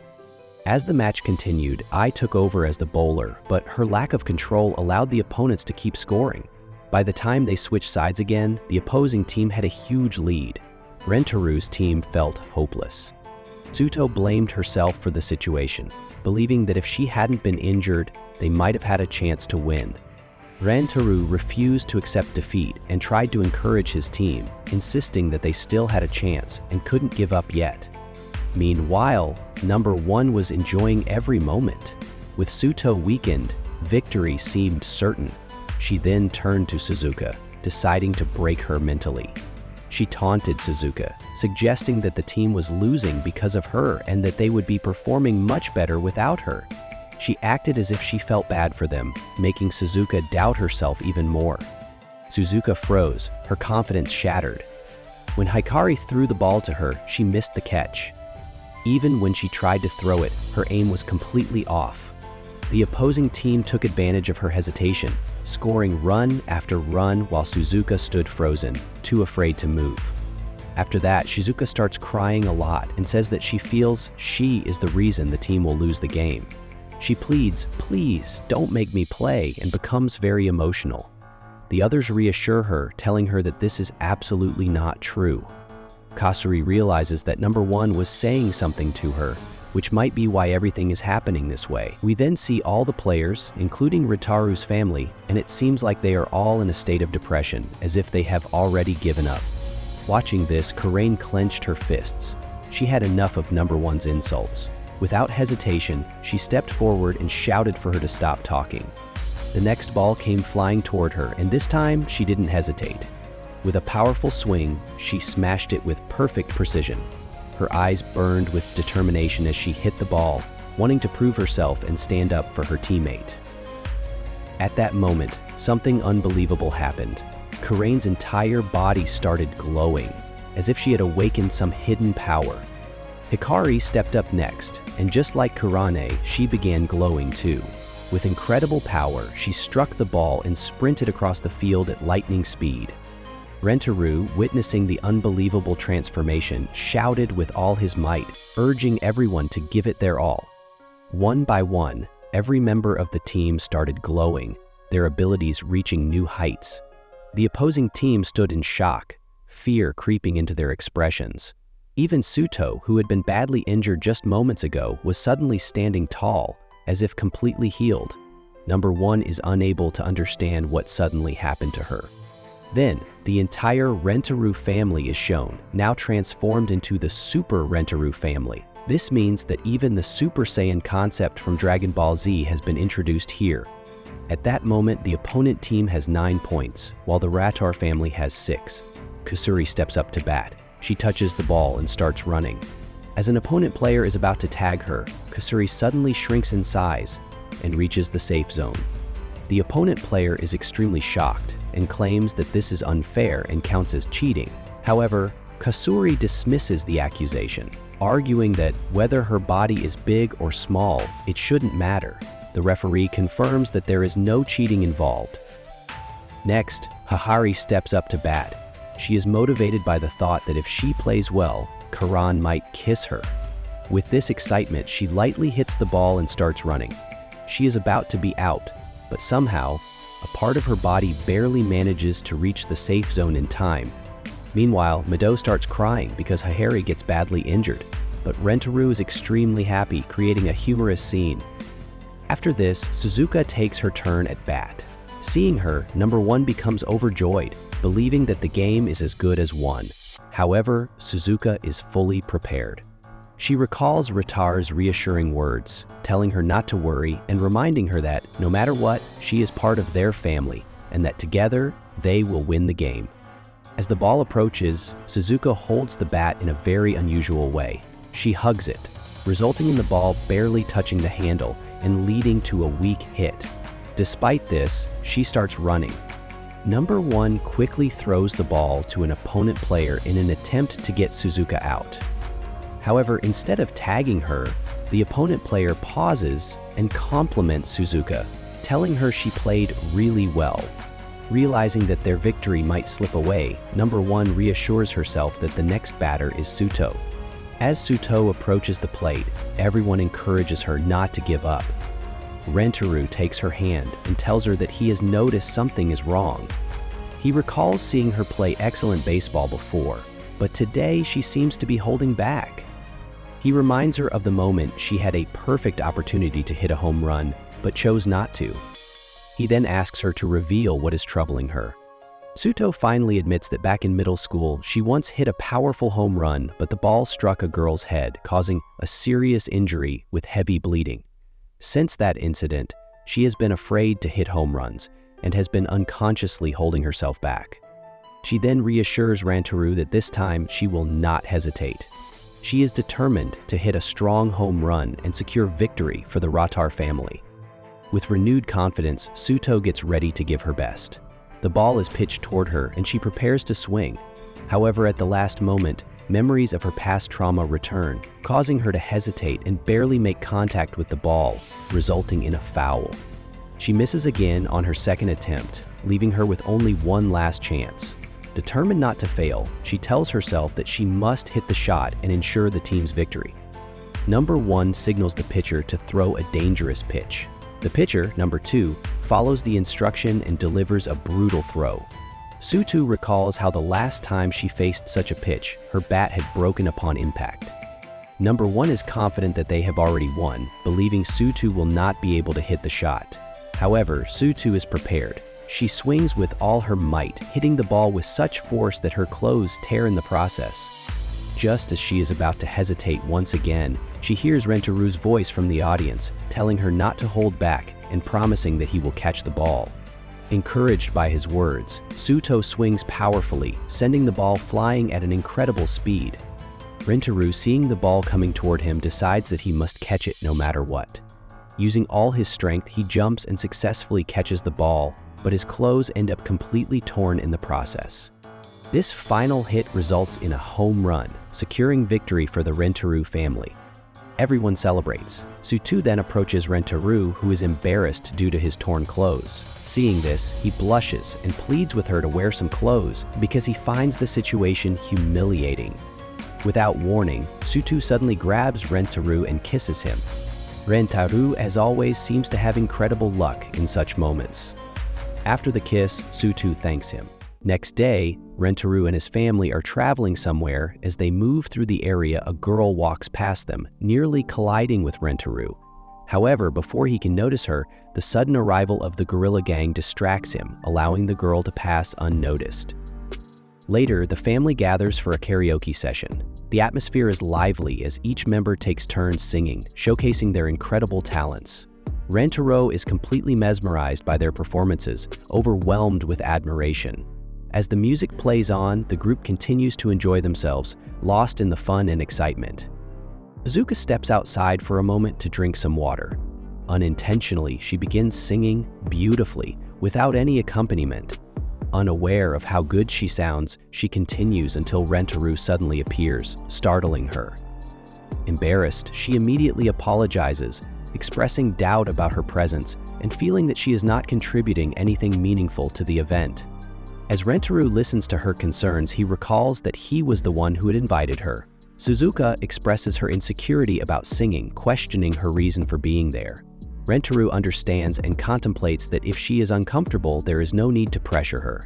However, she eventually confesses that she has never sung in front of anyone before and is scared of doing so. Rentaro reassures her that as long as she enjoys herself, there is no obligation to sing unless she genuinely wants to. Encouraged by his words, Suzuka contemplates her choices. She recalls Rentaro's perspective on karaoke. It is not about perfection, but about enjoying the experience. With renewed confidence, she resolves to sing for the first time in front of her family, determined to believe in herself. Meanwhile, Kushari, always engaged in her peculiar experiments, had prepared a special drug. This drug was not designed for beauty, but for charisma, making anyone who consumed it appear to be the greatest singer in the world. When Suzuka steps onto the stage and begins singing, the drug takes effect, amplifying her performance beyond belief. Rentaro and Hahari, unable to withstand the overwhelming energy, are sent flying backward, crashing into the wall. Witnessing this, Mido is overcome with worry, fearing for Hahari's safety. As the performance continues, AI becomes captivated by Suzuka's singing, struggling to process how adorable she looks. Suto, determined to stop the madness, picks up a bat with the intention of interrupting Suzuka's performance. However, AI intervenes at the last second, accidentally hitting Suto instead. This misstep results in Suto being swept away by Suzuka's powerful aura as well. One by one, the girls succumb to Suzuka's charm, unable to resist its pull. Just as all hope seems lost, Rentaro regains consciousness and refuses to back down. Determined to finish the song alongside Suzuka, he steps forward and declares his intent to perform a duet with her. As Rentaro joins Suzuka, their combined energy escalates to an even greater level. The immense power generated from their performance sends all the girls flying, breaking through walls and landing outside. Meanwhile, a mysterious man observes the scene, fascinated by the sight of girls falling from the sky. Convinced that fortune is smiling upon him, he rushes forward in an attempt to catch them. However, just as he reaches out, Rentaro appears, swiftly catching all the girls and safely landing them on a rooftop. Meanwhile, Rentaro, sitting with the girls, reflects on the joyful experience and looks forward to planning similar gatherings in the future. Suddenly, the girl from earlier reappears beside him. Without warning, she poses a direct question about her appearance, demanding an answer. Rentaro, caught off guard, struggles to respond. The girl insists on an immediate reply, locking eyes with him. In that instant, an undeniable connection surges between them, the unmistakable sign of a soulmate bond. Rentaro realizes the significance of the moment. He has just encountered his 9th girlfriend. Without hesitation, the girl takes hold of his hand and declares that he is fortunate to have met her. Without giving him a chance to react, she asserts that they will go on a date, during which he must act as her lover. Rentaro, still processing the situation, attempts to protest, but his objections go unheard as the girl introduces herself. She reveals her name as Mimi, repeating it 3 times for emphasis. However, realizing the difficulty in constantly repeating the name, she opts for the simpler nickname Mimi. Mimi was a second-year student, and Rentaro, a first-year student, introduced himself. She admired her own beauty, believing herself far more attractive than Rentaro, but was willing to tolerate his presence. Rentaro, feeling slighted, tried to defend his looks, but Mimi was confident she could improve his appearance. After some time, Mimi completed her work and eagerly admired the result. A transformed figure stood before her. Mimi was thrilled with the outcome, even admitting that he now looked quite handsome. Meanwhile, Rentaru was captivated by her red eyes, which triggered thoughts of AI. The realization made him shy. The shopkeeper handed over the bill, and Mimi casually remarked that looking handsome came at a price. Rentaru, unwillingly parting with his money, deeply regretted his decision. Later, they sat in a restaurant enjoying their food. Mimi, however, seemed fixated on Rentaru's ice cream. She hesitated to eat cold things, worried it might affect her beauty. Rentaro reassured her, complimenting her appearance, but then noticed people in the restaurant staring at them. With such a beautiful girl beside him, attention was inevitable. Some individuals nearby commented on how attractive people always received admiration. Mimi reveled in the attention, while Rentaru felt awkward. One of them mentioned that, despite everything, Mimi's expressions and mannerisms made her truly beautiful. She brushed it off, but then revealed that someone even more beautiful than her once existed. Rentaru was stunned. Was it possible? His mind immediately jumped to AI. Why was he even thinking about her now? Meanwhile, a jealous couple observed Mimi and dismissed her beauty as a product of expensive makeup.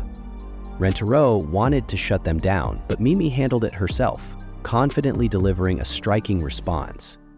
Rentaro recognized the line from a movie, and Mimi, with a smirk, claimed her beauty gave her the right to say it. She explained how she maintained her appearance, working part-time to afford beauty products and learning difficult languages to enhance her elegance. She measured her beauty by the jealousy she provoked. The more envious people were, the more she knew she looked stunning. The jealous boy grew agitated, calling Mimi arrogant. He grabbed a juice can and hurled it toward her. Before it could hit her, Rentaru jumped in the way, his clothes soaking in the spill. Mimi was shocked. Security intervened, but the attacker attempted to flee. Meanwhile, Mimi confronted Rentaru, questioning why he would go so far for her. Standing close, he nervously apologized. She was taken aback. He had willingly ruined his expensive clothes just to protect her. The attacker soon found himself slipping on the juice, his own favorite clothes at risk. Just before he fell, Rentaru caught him. Confused, the boy asked why Rentaru had saved him. Rentaru simply expressed relief that Mimi was fine and acknowledged that the boy's actions stemmed from his desire to defend his girlfriend. The boy, now emotional, admitted that Rentaru would make an amazing boyfriend. He apologized and left quietly. At that moment, Mimi removed Rentaru's fake wig, seeing him for who he truly was. She acknowledged his handsomeness and appreciated his kindness. Realizing she had dragged him into her affairs without considering his feelings, she apologized. Then, without hesitation, she confessed her love for Rentaru and asked if they could be together. Rentaru was pleased but hesitant. He admitted a truth. He already had 9 girlfriends. Mimi was stunned but quickly rationalized it. The 10th spot was always the most special, and with her beauty, she would claim it. She declared her unwavering love, and Rentaru welcomed her to the family. Just then, AI and Suzuka arrived, having been out shopping. Rentaru introduced them as his girlfriends. AI greeted him warmly, but Rentaru was caught off guard. Mimi then revealed the truth. AI was the one she had referred to earlier, the one whose beauty surpassed hers. Rentaru froze. What was he supposed to do now? Mimi refused to be in the same family as AI, but also refused to leave Rentaru. He had to choose AI or her. Rentaru panicked at the impossible decision. AI, unfazed, issued a challenge to Mimi. Rentaru realized the inevitable. These two were about to battle. And with that, the episode ended. If you enjoyed the video, don't forget to like and subscribe. See you in the next one. Goodbye. The very next day, a middle school beauty competition takes place. And to everyone's surprise, Nano emerges as the winner. Mami, who never expected to lose to Nano, is particularly shocked. She even begins to think that Nano is genuinely beautiful. After the competition, Mami considers befriending Nano, but Nano coldly refuses, stating that she has no time to waste on unnecessary things. Later, Mami and Nano stand face to face as Rentaru announces the start of the beauty search competition. He explains that the loser of this contest will be expelled from his family. Confused, Karain asks what exactly a beauty search is. Mami clarifies that, in this contest, both she and Nano will describe the beauty and qualities of the competitors. Rentaro will judge their responses, awarding points based on the best description. The contestant with the highest points at the end will be the ultimate winner. Kurane, furious, refuses to allow any of her family members to be separated over such a ridiculous game. However, Mami argues that this competition is recognized at a national level. Frustrated, Kurane demands that she stop speaking nonsense. Undeterred, Mami announces that Kurane will be the first subject of evaluation. This irritates Kurane, but the game begins regardless. Mami starts by describing Kurane's inner beauty, earning Rentaru's approval and securing a point. Nano follows up by praising Kurane's almond-shaped eyes, also receiving a point. Mami then compliments Kurane's golden hair, and the game continues in this manner. Initially, Kurane feels annoyed by the excessive praise, but as the compliments pile up, she begins blushing and secretly enjoying the attention. Hakari adds to the admiration by complimenting Kurane's unique style. One by one, the other members of Rentaru's family join in, highlighting her beauty. Soon, everyone finds themselves blushing from the overwhelming praise. Hakari suddenly realizes that Nano has taken a significant lead in the competition. The next round features Suzuka, and since Nano has spent the most time with her, this round proves to be a difficult challenge for Mami. As the round progresses, Nano wins the first turn and praises Suzuka's calm nature, calling it cute. However, Rentaru is unimpressed and refuses to grant her a point. Nano is taken aback. When Mami's turn arrives, she compliments Suzuka's long skirt, which Rentaru appreciates, awarding her a point. Nano tries again, stating that Suzuka's way of expressing emotions through small words is adorable, but Rentaru remains unimpressed and denies her another point. Shocked and filled with self-doubt, Nano begins to question why she is failing despite knowing Suzuka so well.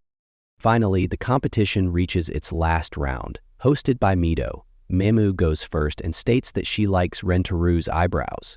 Mito hesitates but is about to grant her a point when Rentaru interrupts, asking if she is sure about that. Suddenly, Mito and the rest of the group are left in shock, because Rentaru regularly shaves off his eyebrows, making it impossible to award points for them.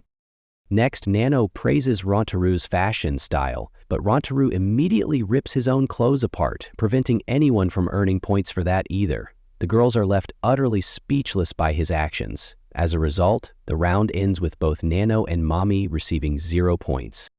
The room falls silent as everyone stares at Rentaru, who now looks hilariously different. He then declares the beauty search competition over, with no winner. Hakari, observing the situation closely, realizes that Rentaru deliberately destroyed his own beauty to ensure that no one in his family would be expelled. Touched by his selfless act, she admires him even more and proclaims that this is Rentaru's true beauty. Mami, realizing that no one was expelled, becomes emotional. She decides to leave Rentaru's family, but Nano stops her, apologizing for how she treated her in the past. However, Mami insists that it is too late. Nano, acknowledging her mistake, admits that after joining Rentaru's family, she has come to understand the joy of spending time with people. As memories of their shared moments flash through her mind, she expresses her desire to change and become friends with Mami. Mami, touched but emotional, recalls that she had admired Nano's beauty from the very beginning, which is why she participated in the competition in the first place. Realizing she has gained a beautiful friend, she finally accepts Nano's friendship. In the next scene, Rentaru introduces his 10th girlfriend to the other 9. By now, the girls have grown accustomed to these introductions, so no one protests. Meanwhile, as Mami joins the family, she confidently boasts about her beauty. She even approaches Kusuri, claiming that she will enhance her beauty, and immediately begins applying makeup on her. After this, Kusuri's face is revealed, looking completely different, stunning and unrecognizable. The other girls also find her incredibly attractive and start taking pictures of her. Kusuri then goes to show herself to Rentaru, who as always acknowledges her beauty. Without warning, Kusuri suddenly kisses Rentaru, leaving Mimi in complete shock. A thought crosses her mind about how kissing a lover is said to increase beauty-enhancing hormones, making people even more attractive. Excited by this realization, she becomes determined to test the theory. The idea quickly spreads, and soon the other girls become enthusiastic about the possibility of becoming even more beautiful through kisses. Hahari, overwhelmed with excitement, eagerly anticipates the moment.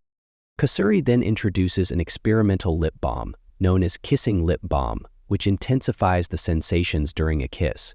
Nano is the first to apply it and immediately rushes toward Rentaro, completely caught up in the moment. Her reaction is intense, and she finds herself overwhelmed by the experience. Rentaro, too, realizes that this kiss felt far more intense than before. Next, Kusuri prepares to kiss Rentaro, but becomes so overexcited that she embarrasses herself. Despite enjoying the experience, those nearby find her reaction excessive and attempt to keep things under control. Mido then applies the lip balm and moves in for her turn. The sensation overwhelms her, making her completely lose herself in the moment, nearly melting into Rentaro's embrace. As the sequence continues, Hahari steps forward, the excitement overtakes her, and her actions become increasingly bold. Just as things begin to escalate, others step in, pulling her away before she takes things too far. Satori then gets her chance, experiencing a similar overwhelming sensation. Her body reacts involuntarily, her legs trembling under the intensity of the moment. Meanwhile, Karain initially resists the idea, claiming disinterest. However, having already applied the lip balm, the moment arrives, and she finds herself in Rentaro's embrace. Overcome with emotion, she clings tightly to him, much to the concern of those around her. A brief argument ensues before the situation calms down. Before long, Kurumi arrives and takes her turn. She deeply enjoys the experience and expresses her desire to be treated as a mature young woman rather than a child. Suzuka, blushing intensely, finds herself next in line. When the moment comes, she surrenders to the sensation, feeling weightless, as if floating in the air. However, Rentaro is too exhausted to assist her when she loses balance, and Nano steps in just in time to catch her and bring her safely back down. Finally, Hikari takes her turn. The overwhelming sensation causes her nose to bleed, drawing immediate concern. In a dazed state, she mistakenly kisses Karain, much to the shock of those around her. Hikari, witnessing the unexpected turn of events, eagerly captures the moment. At last, it is Mimi's turn. She approaches the moment with confidence, eager to enhance her beauty. Rentaro, observing her, already sees her as beautiful. Yet, as the kiss unfolds, she loses all composure, entirely swept away by the moment. The excitement among the girls builds further, leading them to the conclusion that continued kisses will only enhance their beauty even more. The next day, a scientist detects unusual activity on Earth.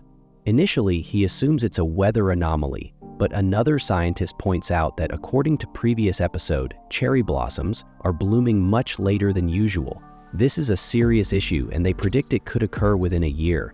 However, the lead scientist warns that the phenomenon might happen in just a few months.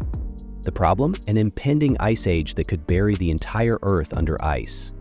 Rentaro reads about this in an article and panics. Later, he is seen with all his girlfriends, but he remains visibly tense. The girls quickly notice and ask if something is wrong. Kasuri, one of the girls, suddenly pulls off Rentaro's wig, shocking everyone. He was wearing a fake one. She then offers him a medicine that supposedly helps hair grow faster. But before he can take it, Kasuri suggests that Mido, an expert stylist, should style his hair instead. Kurumi, upon hearing this, isn't surprised and playfully calls Hahari Lady. However, Hahari insists that she should be called Mama instead because she prefers it. Mido, eager to fix Rentaro's hair, considers cutting Mimi's hair to use for styling. However, Mimi pleads not to cut her beautiful hair. Then, unexpectedly, Rentaro's hair starts growing back on its own, almost like a miracle. Seeing his new hair, Hahari falls head over heels for him and suddenly comes up with a plan. She goes to Kasuri and asks for the same medicine. Without hesitation, she drinks it, believing that longer hair will make Rentaro like her more. However, Kasuri warns that the medicine is extremely dangerous and should only be taken in small amounts. Moments later, Hajari's hair starts growing at an alarming rate, completely surrounding her. Kazuri warns that the hair has become uncontrollable and must be dealt with immediately. Mido rushes to help, but Hajari's hair suddenly attacks her. Rentaro manages to save Mito just in time, but he twists his ankle in the process. Mito apologizes and asks if he's okay. The hare prepares for another attack, forcing everyone to retreat behind a door for safety. Kasuri then explains that the hare has now become incredibly strong and nearly impossible to defeat. The most terrifying part? The hare is directly connected to Hikari's mind, meaning that whatever she thinks about, the hare will act upon. Hikari then comments that since Hikari is a mother, her thoughts will be pure and innocent. However, the others know that Hikari's mind is anything but innocent. The word they use to describe her thoughts is, well, let's just say I can't say it here. The hare now starts acting out all of Hikari's wildest fantasies. Suddenly, the hare breaks through the door and grabs Kurumi. She is about to fall, but instead of letting her drop, the hare saves her first, only to start acting weird afterward. Seeing this, Rentaro is utterly heartbroken, but the other girls quickly grab him and run away. At the same time, a strict teacher, nicknamed Bedhead Teacher, arrives to stop them from running in the school hallways. But even she is no match for the hare. It overpowers her in an instant. Kasuri decides to stay behind and hold off the hare while the others escape. However, the hare quickly turns on her as well. Kasuri tells everyone to run while they still can, but before she can finish, the hare overwhelms her too. Hikari tries to sacrifice herself next to protect Karain, but Karain refuses to leave her behind. However, when Hikari pleads, "Let go of my hand, it's really hurting," Karain reluctantly releases her, and Hikari also falls victim to the hare. Seeing this, Rentaro starts crying as they manage to escape the school. But outside, things are no better. The entire city is in chaos, with the hare causing destruction everywhere. The group wonders if there's any safe place left. They decide to head to the tallest building they can find. However, Mido and Suzuka stay behind with the car. When Rentaro asks them to come along, they refuse. Suzuka then drinks a potion, making her appear even cuter.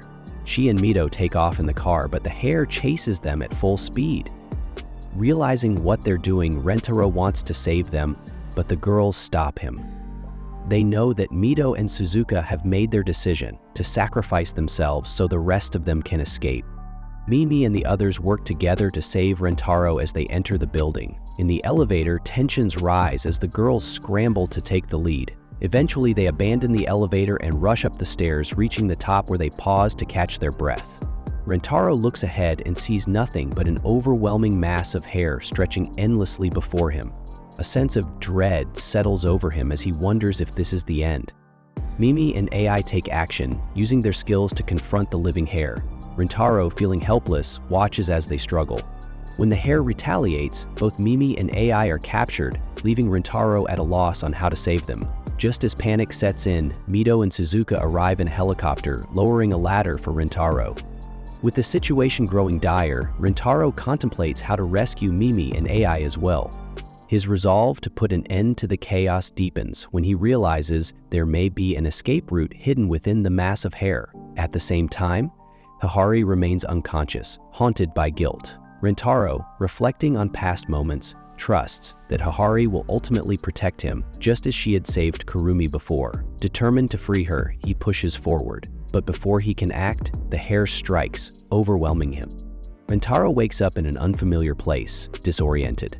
A mysterious figure, Hikari's husband, appears before him. Acknowledging Rentaro's efforts, he expresses his trust in Rentaro to protect Hikari.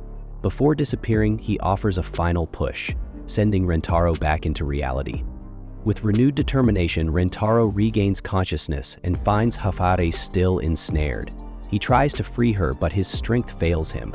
Realizing that her consciousness remains active, controlling the mass of hair, he makes a desperate attempt to reach her. His actions break the hare's grip, and Hikari finally awakens.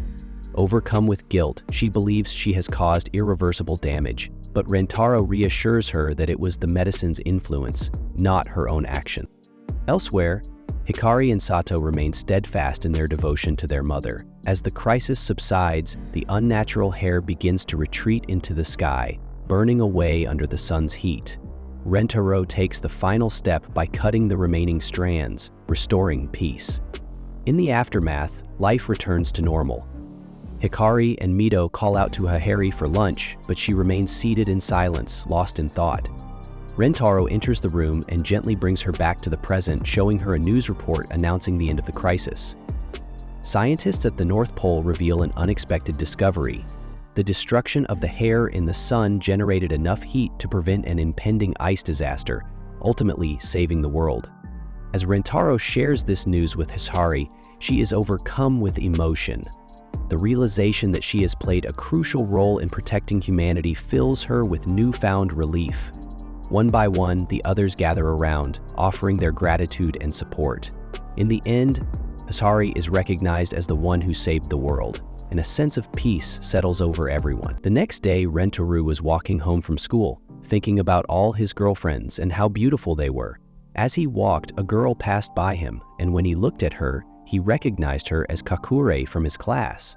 He recalled that she never tried to talk to anyone and always sat alone in the classroom. Suddenly, a strong gust of wind blew through, and Kakeru began to panic. Rentaro glanced at her, but his gaze accidentally landed in the wrong place, causing him to blush. Meanwhile, a signboard flew straight toward Kakeru. Rentaro shouted for her to move, but she was too embarrassed to open her eyes. In the end, he rushed in and saved her just in time. However, the signboard ended up crashing into Love God, who had been hanging around for fun, but was unfortunately caught in the accident.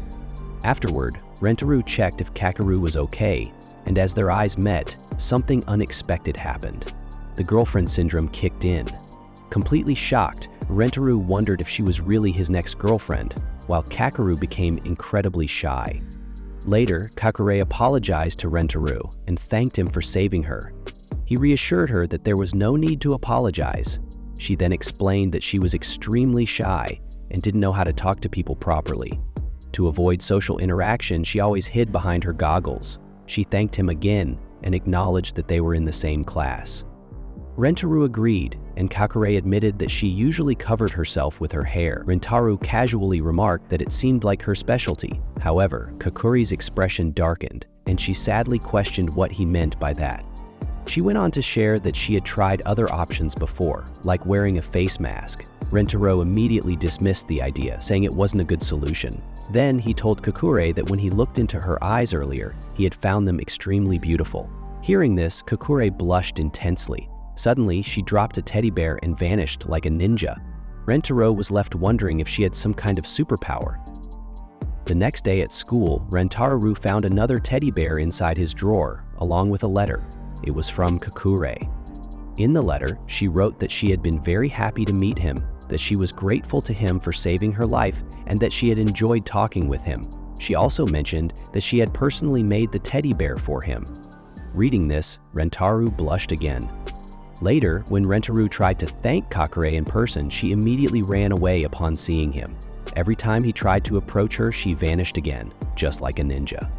Meanwhile, Rentaro realized that he had already collected quite a few teddy bears. Curious, he decided to ask his other girlfriends about Kakure.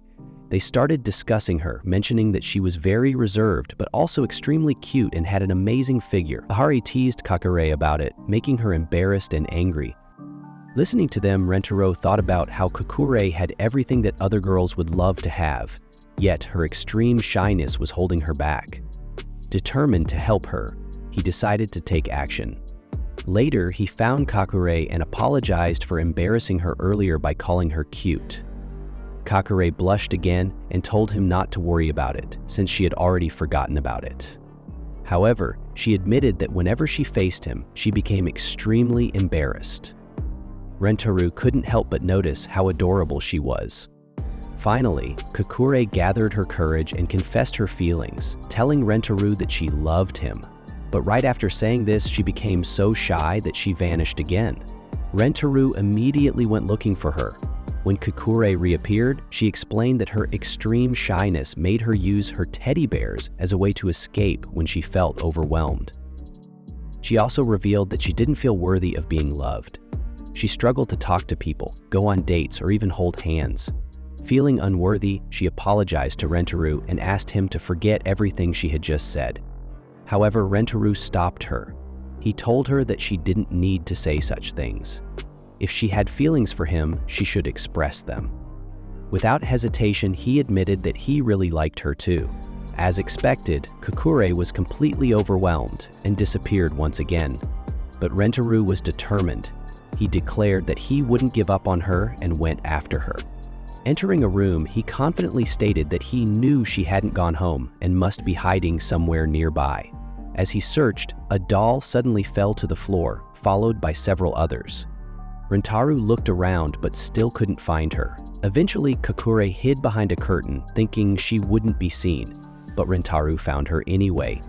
Shocked, Kakuru asked how he had managed to find her. Rentaro explained that she had been running too much and her breathing had become heavier, making it easy for him to hear her. Then, he told her that no matter how many times she hid, he would always find her. Because he really liked her. Still unsure, Kakuru hesitated. She pointed out that Rentaru hadn't even seen her face properly and didn't really know how she acted. Rentaru reassured her that he didn't love her for her face, he loved her for who she was. Then he asked her to be his girlfriend. Overwhelmed, Kakure agreed, but then the situation became a little awkward as Rentaru found himself unable to ignore how stunning her figure was. Kakuru, of course, became incredibly embarrassed again and disappeared, leaving another teddy bear behind. Later, Rentaru introduced Kakure to the rest of the group. However, she was too shy to face everyone and hid behind him. Despite her shyness, she revealed that she loved making toys and had made one for each of them. The girls were thrilled and praised her work. Hearing their compliments, Kakure blushed deeply and once again vanished. Finally, she apologized to everyone for being so shy. Rentaru explained to the others that Kakure tended to disappear whenever she became too embarrassed. Kakure admitted that she was trying to get better at facing people and stop hiding behind her hair, but it was still difficult for her. Seeing her determination, Rentaro comes up with an idea, playing a game of hide and seek. He suggests that everyone hide while he searches for them. The last person remaining undiscovered will be the winner. At this point, Hahari mischievously announces that the winner will get a kiss, causing Rentaru to immediately object and scold her for trying to change the rules. Hahari, however, secretly thinks the idea isn't so bad. Before they start, they decide on some restricted areas, such as the staff room and the principal's office. Suto warns that if they hide all over the school, it will be extremely difficult for Rentaru to find them. Rentaru confidently tells them not to worry, he will find them all. With that, the game begins. Rentaru starts counting while all the girls rush to find hiding spots. The scene then shifts to Meido and Suto, who have found a hiding spot hanging from the roof. They whisper to each other that this is a great location and that Rentaru will never find them. As Rentaru walks past, an evil teacher suddenly appears and tells him not to try and escape. Rentaru reassures her that he's not running away and continues searching. He fails to find Meido and Suto. Meanwhile, in the sports room, Hikari and Karain are fighting over a hiding spot, arguing over who got there first and who should leave. Just then, Rentaru opens the door and walks in. Before Rentaru arrived, Karane and Hikari hid in a very small space. It was so cramped that they were being squished, making it difficult to breathe. They realized they couldn't stay there any longer and finally came out. Rentaru was the first to find them. After that, everyone went to the science lab, where they easily found Mimi and Kasuri sleeping. Seeing this, Rentaru was completely enchanted by their cuteness. Mimi explained that sleeping enhances beauty, and after that, everyone went to the library, which was extremely dark. Rentaru noticed a box with a book outside of it, which was unusual because books in the library are never scattered. Suspicious, he opened the box and found Suzuka and AI hiding inside with innocent expressions. Seeing this, Rentaru and Mimi thought they truly looked beautiful. Next, the scene shifted to the cafeteria, where Kurumi and Hahari were hiding in an extremely close space. Kurumi struggled to breathe and suddenly bit Hahari. Shocked, Hahari jumped out, and eventually Rentaru found them too. However, Hahari was in bad shape, and Rentaru asked what had happened. Kurumi stopped him from asking further, and they all returned to the middle area. Both of them were sweating heavily and were eventually caught. In the end, everyone was found except Kakuri, and they couldn't figure out where she was hiding. Then the principal appeared, struggling to carry a heavy object. Seeing this, others became suspicious, wondering if Kakuri was inside the box. Rentaro opened it, but instead of Kakuri, there was only her doll. This made him even more suspicious. He thought for a moment and then reached into the principal's hair, pulling out Kakuri, who had been hiding there the whole time. The other girls asked how Rantaro had found her, and he explained that Kakure had once mentioned that if she ever needed to escape, she would leave her doll behind as a distraction. Since he saw the doll, he suspected she was nearby. As Kakure was the last one found, she was declared the winner. Everyone praised her, making her blush so much that she ran off to hide again. Kasure commented on how incredible Kakure's talent was. Rentaro was happy to see all the girls together and felt grateful that no one judged Kakure based on her looks or behavior. Then, the girls reminded him about the prize money. Kakure hesitated, feeling embarrassed, and before leaving, Rentaro suddenly kissed her. Shocked, she disappeared out of embarrassment, and Rentaro awkwardly apologized. Mimi called out to him, but Kakure had already vanished, and Rentaro was missing his face. With that, the episode came to an end.